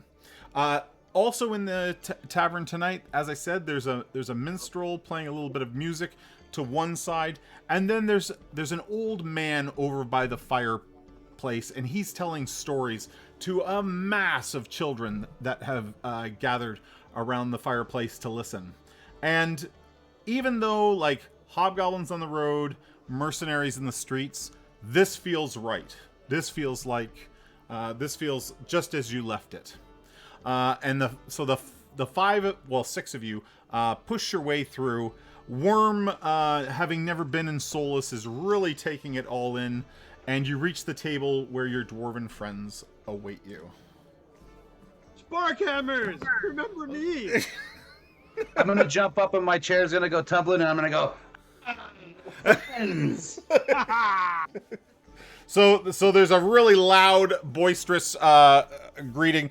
At first, everybody's looking, but then it just sort of fades away, and everybody goes back to their own thing. And you guys sort of embrace, shake hands. Everybody's smiling. I hug everybody and lift them off the ground wherever possible. Okay. Pretty easy with us. I'm trying not to weep. This is great. I love my half sis, but this has been I'm like, a long 5 years. but, oi, no walking. Put me down. So as Just the top of his head. Mwah. as everyone does that, you get a nod from Otik at the bar, polishing glasses, and then a barmaid steps towards you. She smiles, and there's something about her that seems familiar. Maybe it's her big curly red hair, maybe the glint of her eye, and then she said, when she speaks, she's like, "Oh, we've gotten big, haven't we, Steve?" And you recognize her as Tika, who was merely 14 years old when you left, and she was an ugly duckling back then, and she's grown into an attractive young woman. I've got a picture here. This is some original artwork, by the way, from the module that I'm just about to show. Tika Whalen. Come on, there we go. And yeah, in that 80s Farrah Fawcett hair, I think maybe going on there. Yeah, grew for up sure. in the 80s. Big hair's awesome. Big hair, big I hair. dated a lot of girls with a big hair. So That's she, Girl from Weird Science. she maybe even hip checks Steve a bit, and she says, "So, what are we having? Are you hungry? Are we doing drinks?" Look at me, I'm always famished. Do you see the dwarves sitting here? Fair Drinks, enough. of course. Fair enough. She I said, love to drink my fill. "Oh, okay." So she heads off. She heads off to get orders up, and before long, she has brought over a number of skillets of potatoes, a chicken for Steve. There's pints of ale, wine, mead, and before long, everyone is enjoying themselves a great deal. You do Right, I think. Yeah, go Except ahead. for me. I'd like to go see Otis to make sure that Old Terry's okay. Otik? I would have gone home. Okay. I would have gone home first, but because I didn't, I want to ask. All right. So Otik smiles at you and says, "Not to worry. He hasn't gotten any younger, and he still comes into town for a pint now and then." But I go, what about this? And I kind of point around to the hobgoblins and all that. What if Terry tried to keep these at bay? And he says, "I don't know that there's any keeping this at bay." And his voice lowers, and he says, "It's all about some staff they're looking for. I bet it was forged by demons from the terrible Darken Wood. They're terrible mysteries of that place, you know." I know nothing of that. He You says, promised me he's okay. He says, "Oh yes, he's fine. He's fine. Anybody who stays out of Hedrick's way," and he points to the High Theocrat himself, who's surrounded by men and women, and they're chatting and talking. And Is that the guy who put an arrow through his butt? No, that is not. Okay. That is not. Okay. So the High Theocrat, he's sitting at a table surrounded by people, and they're chatting. But you notice that there was a time when, if you came to Solus and walked through the door of the Inn of the Last Home, every person from the door to your table would know you and say hello, and there was just a real friendly, welcoming atmosphere. And here, the group of you, you've entered just as any other stranger might have entered, with no one really recognizing you. I mean, it's been 5 years, but you just feel like the mood here in Solus has changed a little bit. As I get kind of sloppy, I decide that it's time to play songs of old Solace, and I jump on a table and play as loud as I can the older songs about when Solace was a great place. All right. I'm not saying that it's bad now. Just recognizing its history. No, exactly. You're not calling it out. So as Tobin begins to sing, he attracts a few of the people from around the bar to come over to listen.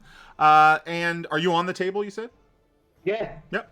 And but the you notice that the children just, they're infatuated by this storyteller by the fire.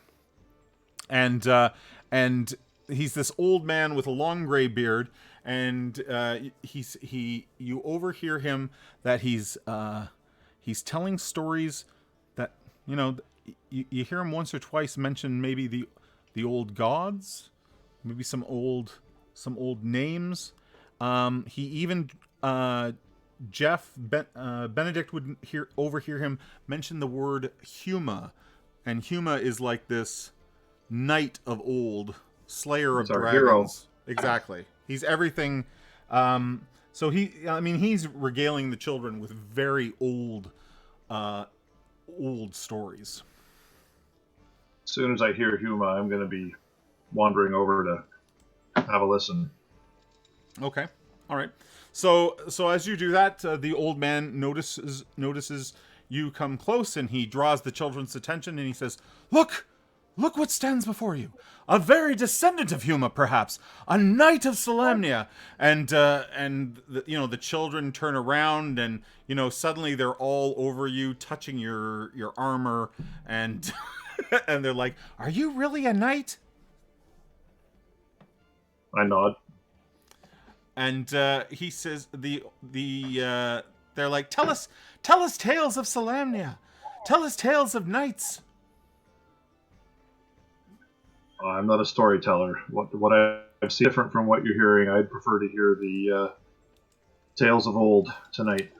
So the old man says, "Maybe then the Canticle of the Dragon. Shall I recite the Canticle for you?" And the children immediately get excited about that. Everyone has heard the Canticle at some point in their life. It's an old tale. I'll read it for you. It's a little long-winded, but give it a listen. It might be of some value. So hear the sage as his song descends like heaven's rain or tears, and washes the years in dust of many stories from the high tale of the Dragonlance. For in ages deep past memory and word, in the first blush of the world, when the 3 moons rose from the lap of the forest, Dragons, terrible and great, made war on the world of Krynn. Yet out of the darkness of dragons, out of our cries for light, in the blank face of the black moon soaring, a banked light flared in Salamnia, a knight of truth and of power who called down the gods themselves and forged a mighty dragon lance, piercing the soul of dragonkind, driving the shade of their wings from the brightened shores of Krynn. Thus Huma, Knight of Salamnia, Lightbringer, First Lancer. As he recites these words, Jeff, you feel a particular sense of pride. I'm tearing up. Followed his light to the foot of the Karl-kissed mountains, to the stone feet of the gods, to the crouched silence of their temple. He called down the lance makers. He took on their unspeakable power to crush the unspeakable evil, to thrust the coiling darkness back down the tunnel of the dragon's throat. Paladin, the great god of good, shone at the side of Huma, strengthening the lance of his strong right arm, and Huma, ablaze in 1,000 moons, banished the queen of darkness, banished the swarm of her shrieking hosts, back to the senseless kingdom of death, where their curses swooped upon nothing and nothing, deep below the brightening land. Thus ended in thunder the age of dreams, and began the age of might, when Istar, kingdom of light and truth, arose in the east, where minarets of white and gold spired to the sun's glory, announcing the passing of evil, and Istar, who mothered and cradled the long summers of good, shone like a meteor in the white skies of the just. Yet in the fullness of sunlight, the king-priest of Istar saw shadows. At night he saw the trees as things with daggers, the streams blackened and thickened under the silent moon. He searched books for the paths of Huma, for scrolls, signs, and spells, so that he too might summon the gods, might find their aid in his holy aims, might purge the world of sin. Then came the time of the dark and the death, as the gods turned from the world. A mountain of fire crashed like a comet through Istar. The city split like a skull in the flames. Mountains burst from once fertile valleys. Seas poured into the graves of mountains. The desert sighed on abandoned floors of the seas. The highways of Krynn erupted and became the paths of the dead. Thus began the age of despair. The roads were tangled. The winds and the sandstorms dwelt in the husks of cities. The plains and mountains became our home. As the old gods lost their power, we called to the blank sky, into the cold, dividing gray, to the ears of new gods. The sky is calm, silent, unmoving. We have yet to hear their answer. And as the old man finishes his reciting of the Canticle of the Dragon, the High Theocrat, drunk, stumbles across the room, trips over one of the children, which sort of, the kid lets out a yelp, and he says, "Blasphemy! Speaking of Huma and Paladin, these are not tales you should be bothering our children with." And he then looks at you, Jeff, and he says, "Nor you, Knight of Salamnia," and he pokes you right in your breastplate. You don't budge. He's going. Oh no, I budge. I budge forward. He's going on his ass. Okay. You've had enough to drink. So with that, I stand up. okay, you stand up. You give the Theocrat a shove, and no sooner do you give the Theocrat a shove, like one of the boys' knees and hands on the floor tables him, buckles his knees, and then he falls over the kid and right into the fire. He immediately lets out he immediately lets out a scream. His cloak bursts into flames, and he rolls out onto the fire pit, sort of just flailing and burning. I'll pat him out extra hard and help him to the door if I can. Okay, right over the rail. Well, as you pat him out, like he is really burnt, Jeff. His skin is like falling off of him. He's so badly burnt. And Grinnick, you get this urge, and almost like a power that guides you. You're unable to stop yourself. You step across the room and just for a briefest moment touch the theocrat with the staff. And it changes again from that brown hardened wood to blue crystal. And a light guides up his body from his feet where you touched him across, and you see all the burns heal and mend. Skin stitches itself back together, and it goes from blackened and red and raw to like light and fleshy again and life. And he stops his screaming, his clothes still burnt and tattered, and there's just this gasp as that happens, as this healing magic that has not been seen in 300 years takes shape in front of all these people at the Inn of the Last Home. And jaws fall open, and the minstrel has stopped playing. Does Tobin stop, or does he just keep going along? I'm dumbfounded. Okay. And I just stop and I'm watching. I'm thinking this, but I say out loud, "Oh, what's in this mead?" And you hear the hushed whispers of, "There it is. There's the crystal staff they've been looking for. There's the blue crystal staff." And that sort of filters through the bar. You notice that the old storyteller, the old man, he has a shit-eating grin from ear to ear. Like this is exactly what he wanted to happen. And the theocrat stands up, and he looks at his skin in amazement.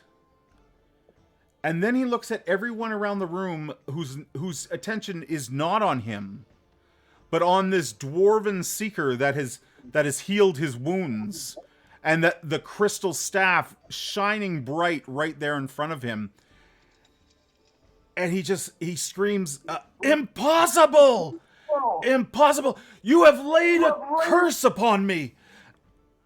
At which point he says, "This healing, necromancy, it's evil," and he plunges his hand back into the fire, and lets out a terrible scream, and then rushes from the inn.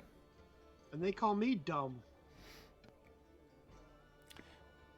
And like a pin could drop in the inn right now.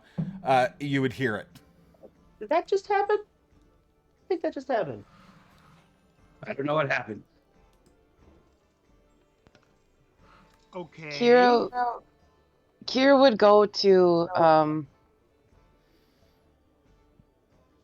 remind me of your character's name. I'm sorry. I'm having a brain fart. Grinnick? I know. Yeah, Grinnick. Goes to Grinnick. And just very quietly, "It's time to go." Yeah. I turn and look at my sister for to see what she's gonna do, because that's gonna be kind of what I always guide I always go with her. I'll take a step between Grinnick and any of the mercenaries that might be looking at him, wanting the staff. Yeah, I move in too. I'm making sure my dagger is close at hand and working my way towards my brother. Okay. And say, So you reach your brother's side. The two of you looking at each other like, did that happen? And you guys begin outside, beneath the tree. You can hear Hedrick yelling for guards to come. Okay. I immediately start pushing Grinnick out the door. Okay. Tika stops, grabs you by the hand, and she says, "Wait, you can go out. You can go out the dumbwaiter through the kitchen." Show me. So she quickly moves everybody to the kitchen. Odik doesn't like move to stop you in any way, and Tika walks you through a set of sort of swinging doors back into the kitchen, and you can see a hole in the floor of the Inn of the Last Home with a rope going down. And this is how they raise and lower supplies from beneath the inn. I'm very indignant about using the doggy door. I need to go out the front door. This does not sit well with me. It's not nightly to run out the back door. No. I'm with him. I'm You're with the just, shiny like- head. Kier just reaches up and like grabs Steven by the ear and just yanks. Okay. We're going out this way. Sorry, sis. Safety In the first. spirit of the May 4th, I don't care what you smell. Get in the garbage chute and fly. So Come on, Knight. So You can do it. So Worm. Somebody's got to keep an eye on Steven. Worm looks at you, Benedict, and is like, "What do we do now? We're gonna die."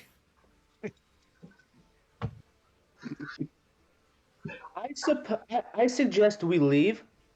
Why did you Because- find this guy? This guy? No, the worm. He was assigned to me. Lucky. Let's go, boys. Worm- Show them how to get in the chute. So you can hear heavy, like armored boots coming up the steps. They have to wrap around the tree, right, to get up to the front door. But you can hear there's definitely mercenaries and guards coming up. It's about Wants to be the last one it's out. about 40. I'll be the last it's one about, out, it's for about sure. 40 Okay. feet down to the ground from here. Rook just grabs the rope through his cloak and just slides right down. Very much Batman-esque all the way down. So Rook, you're the first one down. Yep. I say, damn it, and I jump behind him and I go with him. Okay. I'm gonna follow them. Okay. So Go ahead. So the dwarves are down. Our Kender is down. Rook led the way. So we have Kira. We have Steve. You, sis. Worm comes Go, over. Steve, go. Worm comes to the rope and looks down and goes, "I don't know if I'm strong enough to climb that far down." Abby's gonna kill you. Does Steve assist? I've considered it, but I don't want to hurt him. Okay. Just climb down the rope. Oi, Rook Worm, will catch I'll you. catch it. Just come So, down, boy. so, Come down. so those of you that are at the bottom, you can see the guards are almost like up to the front door, and Worm is like holding the rope, trying to gain the will to step off that edge. It's Boy, like, climb down or I'll cut the Kick him rope. in the ass. Kick him in the Kira ass. just grab. So Kira would just grab Worm like by the hand and wrap her hands around Worm's hands and just go. okay. So your hands don't burn. That's really smart. Oh, that's awesome. You've never done this before, have you? No. So Kira forces the issue, and the two of you go down. Worm is like, "Ow! Ow! It's burning! It's burning!" As you guys slide down the rope. So it's just. So who do we have left? We just have Steve and we have Benedict. Yeah. So Steve, before you go, Tika takes you by the hand and she puts a key in your hand. She says, "If you need to, use my house." Oh, I thought it was the chastity belt. Okay. She blushes. She just blushes bright red at that. Just absolute top to bottom bright red, as bright as her hair. And she goes, No. She's like, "Get out of here, you dumb lug." Quick question. Yes. 40 feet. Can I jump that? You can if you'd like to take some damage. Well, I'd rather not get damage, but I do want to look cool. You So I'm know, just- you won't look cool because at 40 feet you hit terminal velocity. Oh, shut up. My Anything after intelligence is 20 feet, 9. you hit terminal velocity. I'm going to jump and then try to grab the rope halfway down where she can't see me do it. Okay. All right. All right. Kara just watches her brother do this and go, "You idiot!" Give me a strength. We're gonna do a strength check. So we're gonna do an ability check for strength. If the ability check won't work, you can just roll a d20, and you're trying to get under your strength, and your strength is 18, so this shouldn't be a problem. Yeah, it doesn't work because I have nothing to click on. That's fine. Go ahead and roll a d20. The ability check. Yeah, you have to be able to click your token, I think. And we don't have the tokens on the board right now. Roll a d20. It's tactical cowardice. Tactical. Okay. Cowardice? Steve, Yes.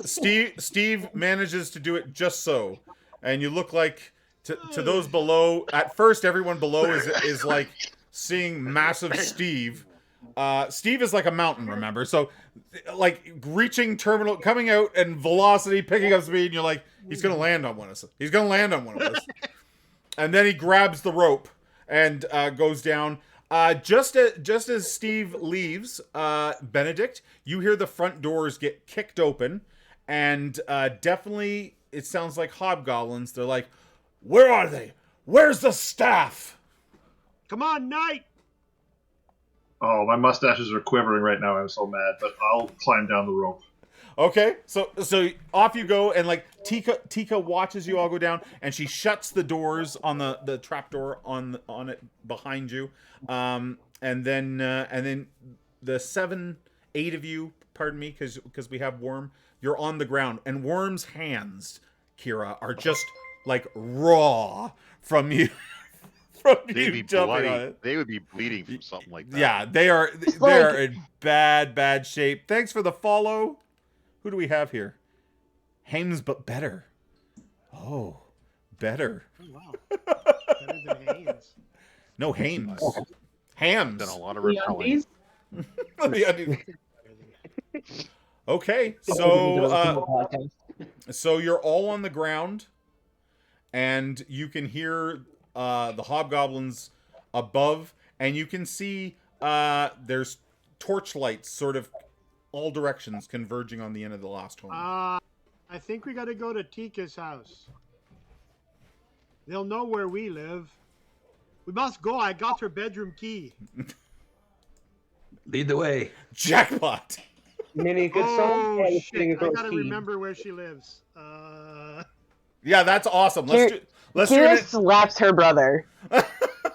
Focus. Focus. Hey, she was little and ugly, and now she's not. That's not helping. You were little and ugly too. Rook goes. I was never ugly. Rook goes.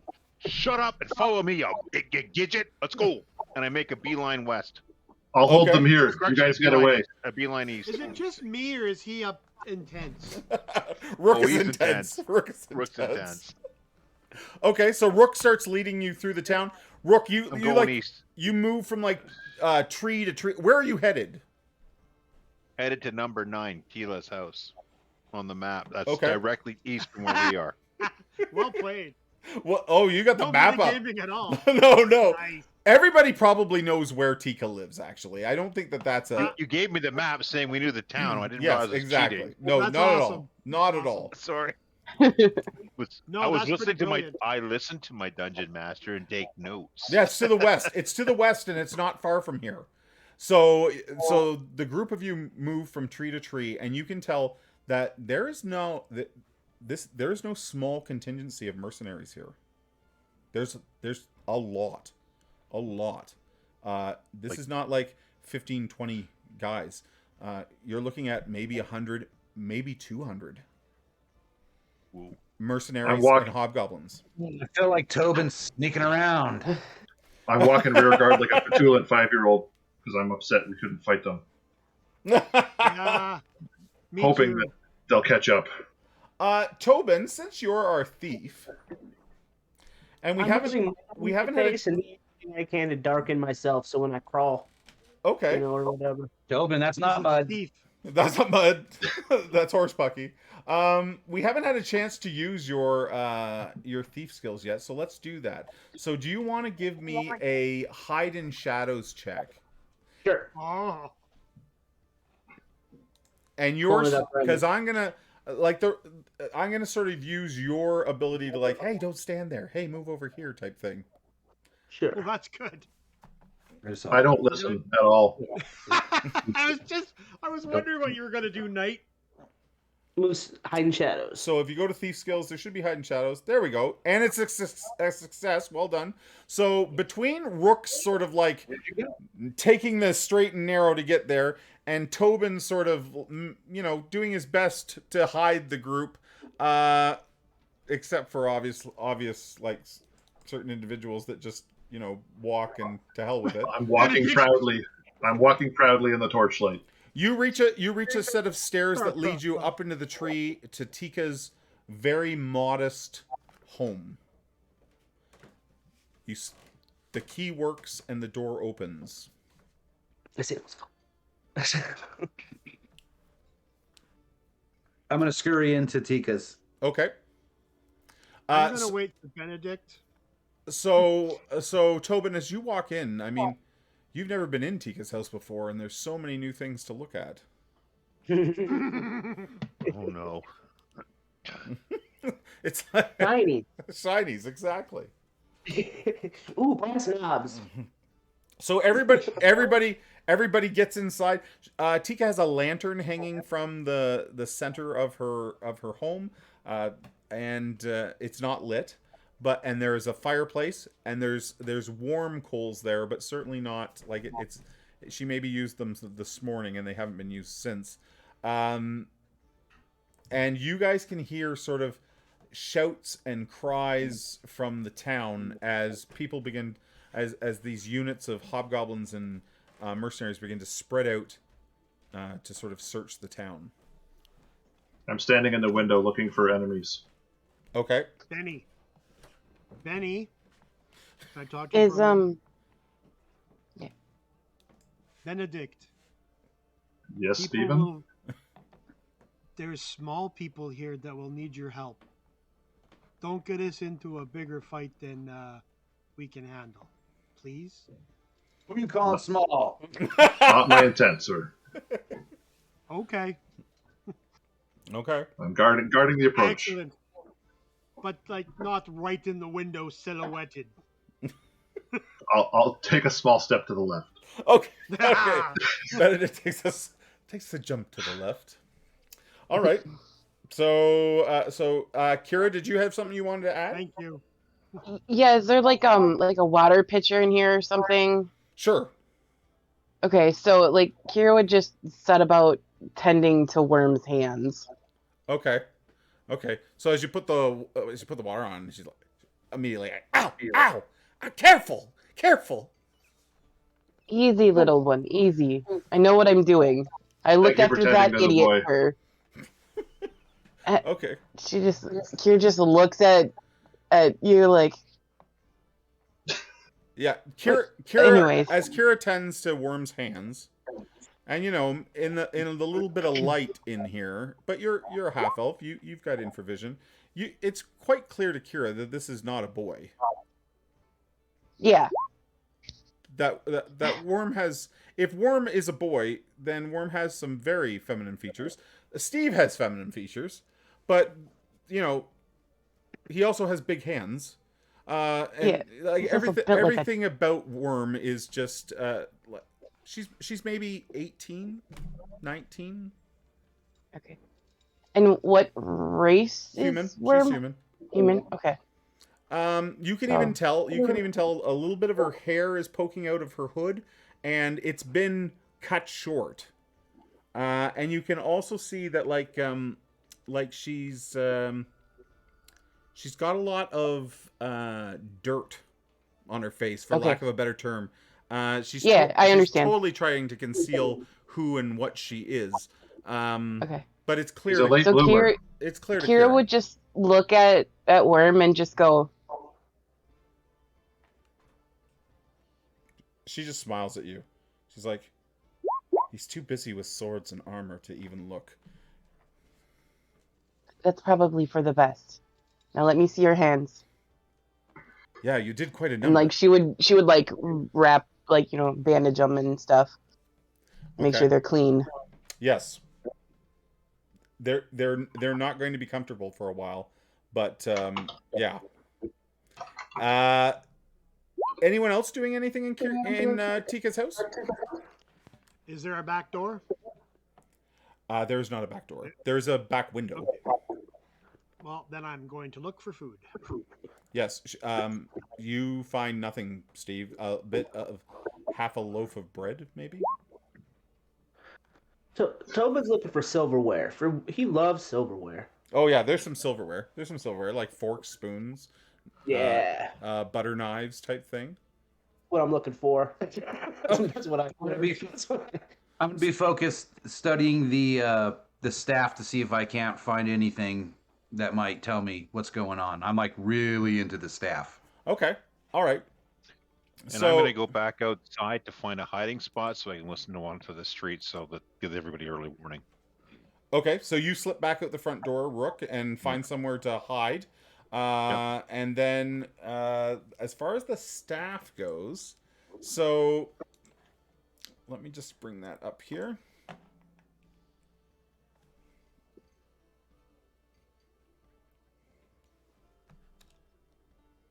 Okay, so I'm going to put a couple things in your.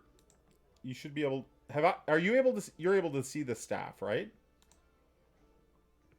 In the handouts. You showed us the picture of it. Yes. Okay, so I'm gonna paste over some of the powers that it has. Are we all supposed to see them? You're welcome to. You're welcome to. But this is for Grenick. So Grenick, you sort of learn that the staff has charges. I can tell you that right now, from teleporting you a few days ago and healing the Theocrat, it is pretty drained right now. However, it will give you the ability to cast Command, Cure Light Wounds, and Remove Fear.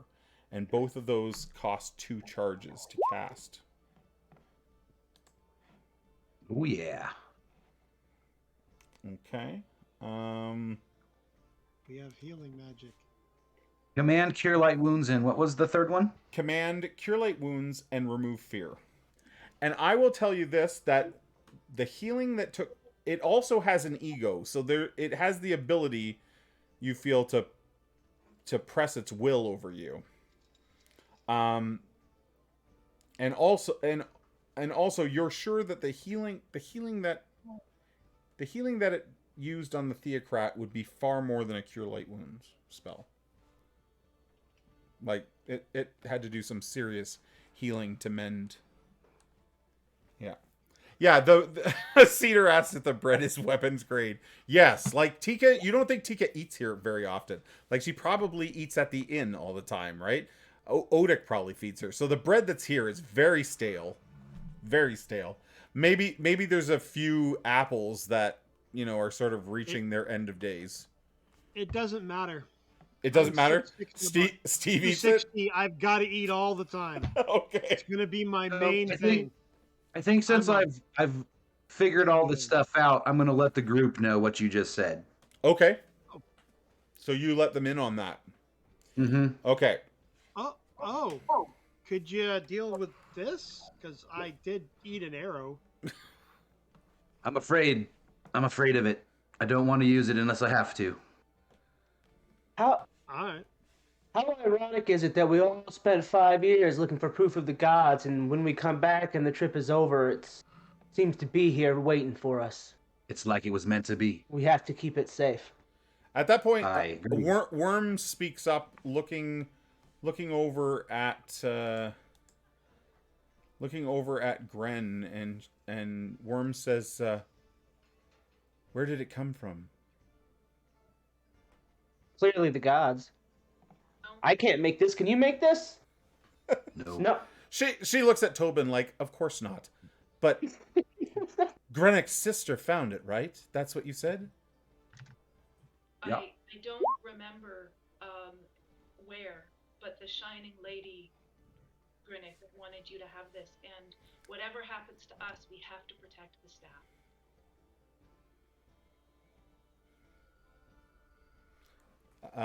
Worm says, Well, if you're afraid to use it and quite curious about it, could I see it for a moment? No. Step in between. Tobin's like, absolutely not. she says, okay. I know I'm an outsider, but you asked Benedict. I'm a squire of Solamnia. And at that point, Worm tries to stand up as straight and tall as possible. Boy, squires don't deal with staves.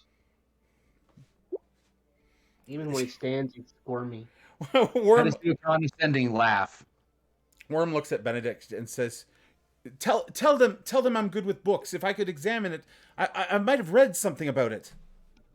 Just let him see it or he's gonna cry. Well, Come Benedict on. is. No.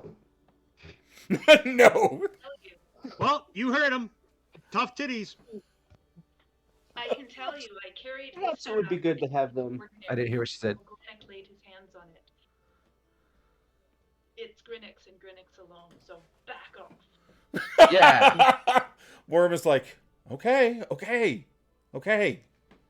And at that, they maybe, stroll to the back of the house, maybe away from everybody, feeling a little uncomfortable. Outside Rook, they are definitely forming search parties, and they are almost certainly... I know Rook doesn't have much experience with military, but it is an organized search pattern. They are going from house to house. It will only be a matter of time before they reach Tika's home. All right, I'm going to run upstairs, tell everyone, look, we got to bail. Let's head to Terry's house, to my house, which is outside of town, because they're looking for us through this town. They're gonna find us. They're doing door-to-door searches. Let's go. So all of you know Terry. Terry is sort of like a hermit of Solus, and he lives down by Crystal Mirror Lake. Which is friends outside with old of town. Greg. Crystal Mirror Lake would be to just the west of the town. If you look at the map that we're on, can you guys see the map? I think I have to put your eyeball back on. Have you got the dreaded black screen? Don't let me do that. Can you see this? You can see this, right? No, we can see the... Yeah, the eyes on the compass. Yeah, so Crystal Mirror Lake is like just over here, just west of Solus. It would take you maybe a half an hour on the trail to reach Terry's place. Okay. Not all of us can see in the dark. We'll just got a take torch. the road. Why don't we just Got a torch. stay here and be quiet? They're going. Look at a point. They're coming house to house. They're gonna find this lad. Let's go. And that's 2 fights we're walking from. Keeping I'd track. There's a wee bit more than just us to take. There's about 50 of the bloody bastards. Let's go. Hey, Tony, one we at a gotta time. go, guys. We can't We can let them take 'em. have this. There's something about this. They can't have it. That's why I'm saying take the staff. Let's go to Terry's. We can regroup there and figure out what's what. Let's go. Yeah, I don't Oh. think I can take 50. I'll hold him here. You guys get away. 37 tops. I tap the knight on the shoulder and go, look, mate, there comes a time when discretion's the better part of valor. Let's go. You're no good to us dead. Let's go. Mm. I don't want to miss the fight either. But he's the best course of action, apparently. There'll be more than enough time to fight these wee bastards. I don't like it no more than you do. Let's go. I feel like I'm losing my hair. I'm so upset right now. I want to grab him by the mustache. Let's go, but I'm afraid he'll kill me. Okay, Oh, yeah. so I won't do it. But there's like that. as you leave Tika's home, some more willing than others, you find yourself sort of moving about the tree walkways and maybe eventually down onto the ground again. The town, from the inn, they are quite literally just spreading out house to house, and you can hear them constantly. You also hear a familiar voice, not to the dwarves, but for those of you that were on the road, you can hear that fat hobgoblin yelling. You don't see him, you just hear his voice echoing through Solus, and he says, he's commanding guards, and he's saying, search house to house. Guard the roads out of town! Lord Verminard will burn you alive if we lose that staff! I really want to meet him again. Oh, I want to put an arrow in him so bad. No, let's go. I look at the eye and I'm like, oh, let's go. You guys like? I could scout ahead. You know the way. Do you want to do that, Tobin? Oh, there goes my guide. Yeah, everybody sort of knows the town, so. Yeah, I guess that's true. Yeah. So we should all split up and make our way there individually, is what you're saying? Eight ways. No. No. I think there's a time to stay together. Okay, so I know you are really into your pincer attacks, man, but now is not the time. I think the best way to Terry's is through the town square. Right through. Just right down the middle. Right through. So you make you quickly I'm make your supposed to be way. the dumb guy. You quickly make your way through Solus, and down out of those trees. You're still amongst Valenwood trees, but these aren't the ones that were. These are not the ones that were built. Have buildings and that built in. But you find your trail not long, and it's not long. Like I said, about a half an hour. You make your way down to Crystalmere Lake, and you can see old Terry's sort of hut on the. It's like a hunting cabin, and it sits right there on the lake. You can see boats and fishing nets, and as you get a little closer, there's no lights on at the cabin, and then you hear from a tree sort of just to the right of you, like, "You're noisier than a herd of cattle." Oh, thank the gods you're alive. Moo? That's all I say. A very, very old man steps out. He was old. He was called Old Terry before you left. So it's been he's got another 5 years on him. He's got a beard down to his belly. He doesn't look like he bathes very often, but you all know him to sort of be a very kind, if not sort of distant man. And he says, "Something's got him all stirred up in Solus. And here you are sneaking through the woods to my house." He comes over and he looks at Rook. He goes, "You bring me trouble, boy, after 5 years." What? I look him right in the eye and go, "Some things just never change, old man. Some things never change. Quick, we need to hide. You need to hide us, sir. You need to hide us now." Where would you have me hide you? If they're searching Solus, it won't be long before Few Master Toad brings his men here. Can we be taking one? Fat hobgoblin. Give us one of the boats and we'll take off across the lake and hide over there. He looks and says, "You think I owe you a boat?"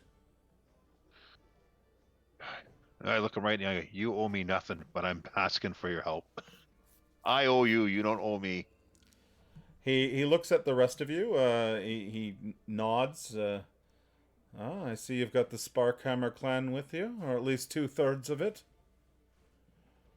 Hi, old man. Beard looks good still.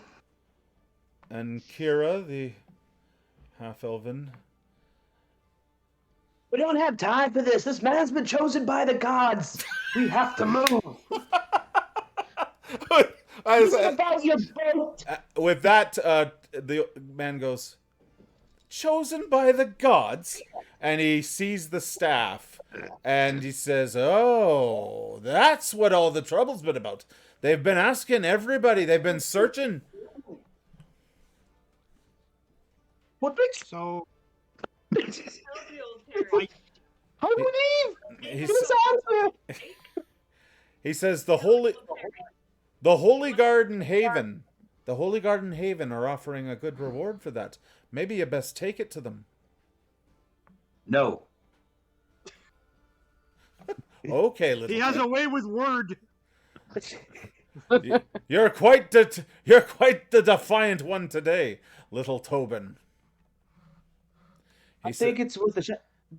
Can you tell us a little about them? Did they seem malicious? I might just be forgetting. The men from Haven. No, not malicious. The Holy Guard rode through, maybe 2 days ago, asking about the staff.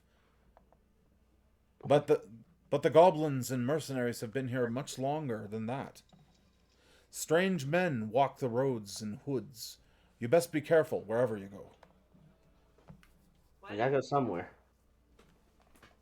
I think that's a good shot. What do you guys think? When they come back. Sorry, Copper, can you say that again? Sorry. So, why don't you take us across the lake so you don't have this with you when they come back? I'd rather. They're just gonna assume you're helping us anyway. Take the boat, boy. Take the boat. Good to see you too. And I kind of hug him because he's my dad, so I kind of hug him. He goes, as you hug him, he whispers in your ear, I hate to do it, but you best sink the other two as well. I was thinking the same. All right, so we all go to the boat. And with that, guys, Yeah. I have a hard timing. I've got to go. Nope, that's fine. You go. We were gonna wrap. I was gonna wrap it there anyways, but you leave right away because I know you got things to do. So with that, you guys, thank you. Board the boat. You're gonna cross Crystal Mirror Lake. We will be back next Sunday to continue our Dragonlance adventure. Thanks everybody who tuned in. I know we got some follows and some subscriptions tonight, and I appreciate those as well. That's great. And I'm not good at this raiding thing, but I'd really like to raid someone. So give me a second here. Let's figure out. I think Total Party Chill is on. I think we're gonna raid. never dress for raiding. Never. No. Well, look at you. We're gonna try to Total. Them or Party. Madbird Streams is up too. Is it? Yeah. I'm gonna get Total Party Chill this time. We will get Mad Chill next time. Rating, just if you're in my chat, I'm about to take my chatters over to Total Party Chill. Thank you again, everybody. Guys, stick around and chat for a second, and we'll just sort of do an after session chit chat, and we'll see you next time for our Dragonlance game. Thanks, everybody.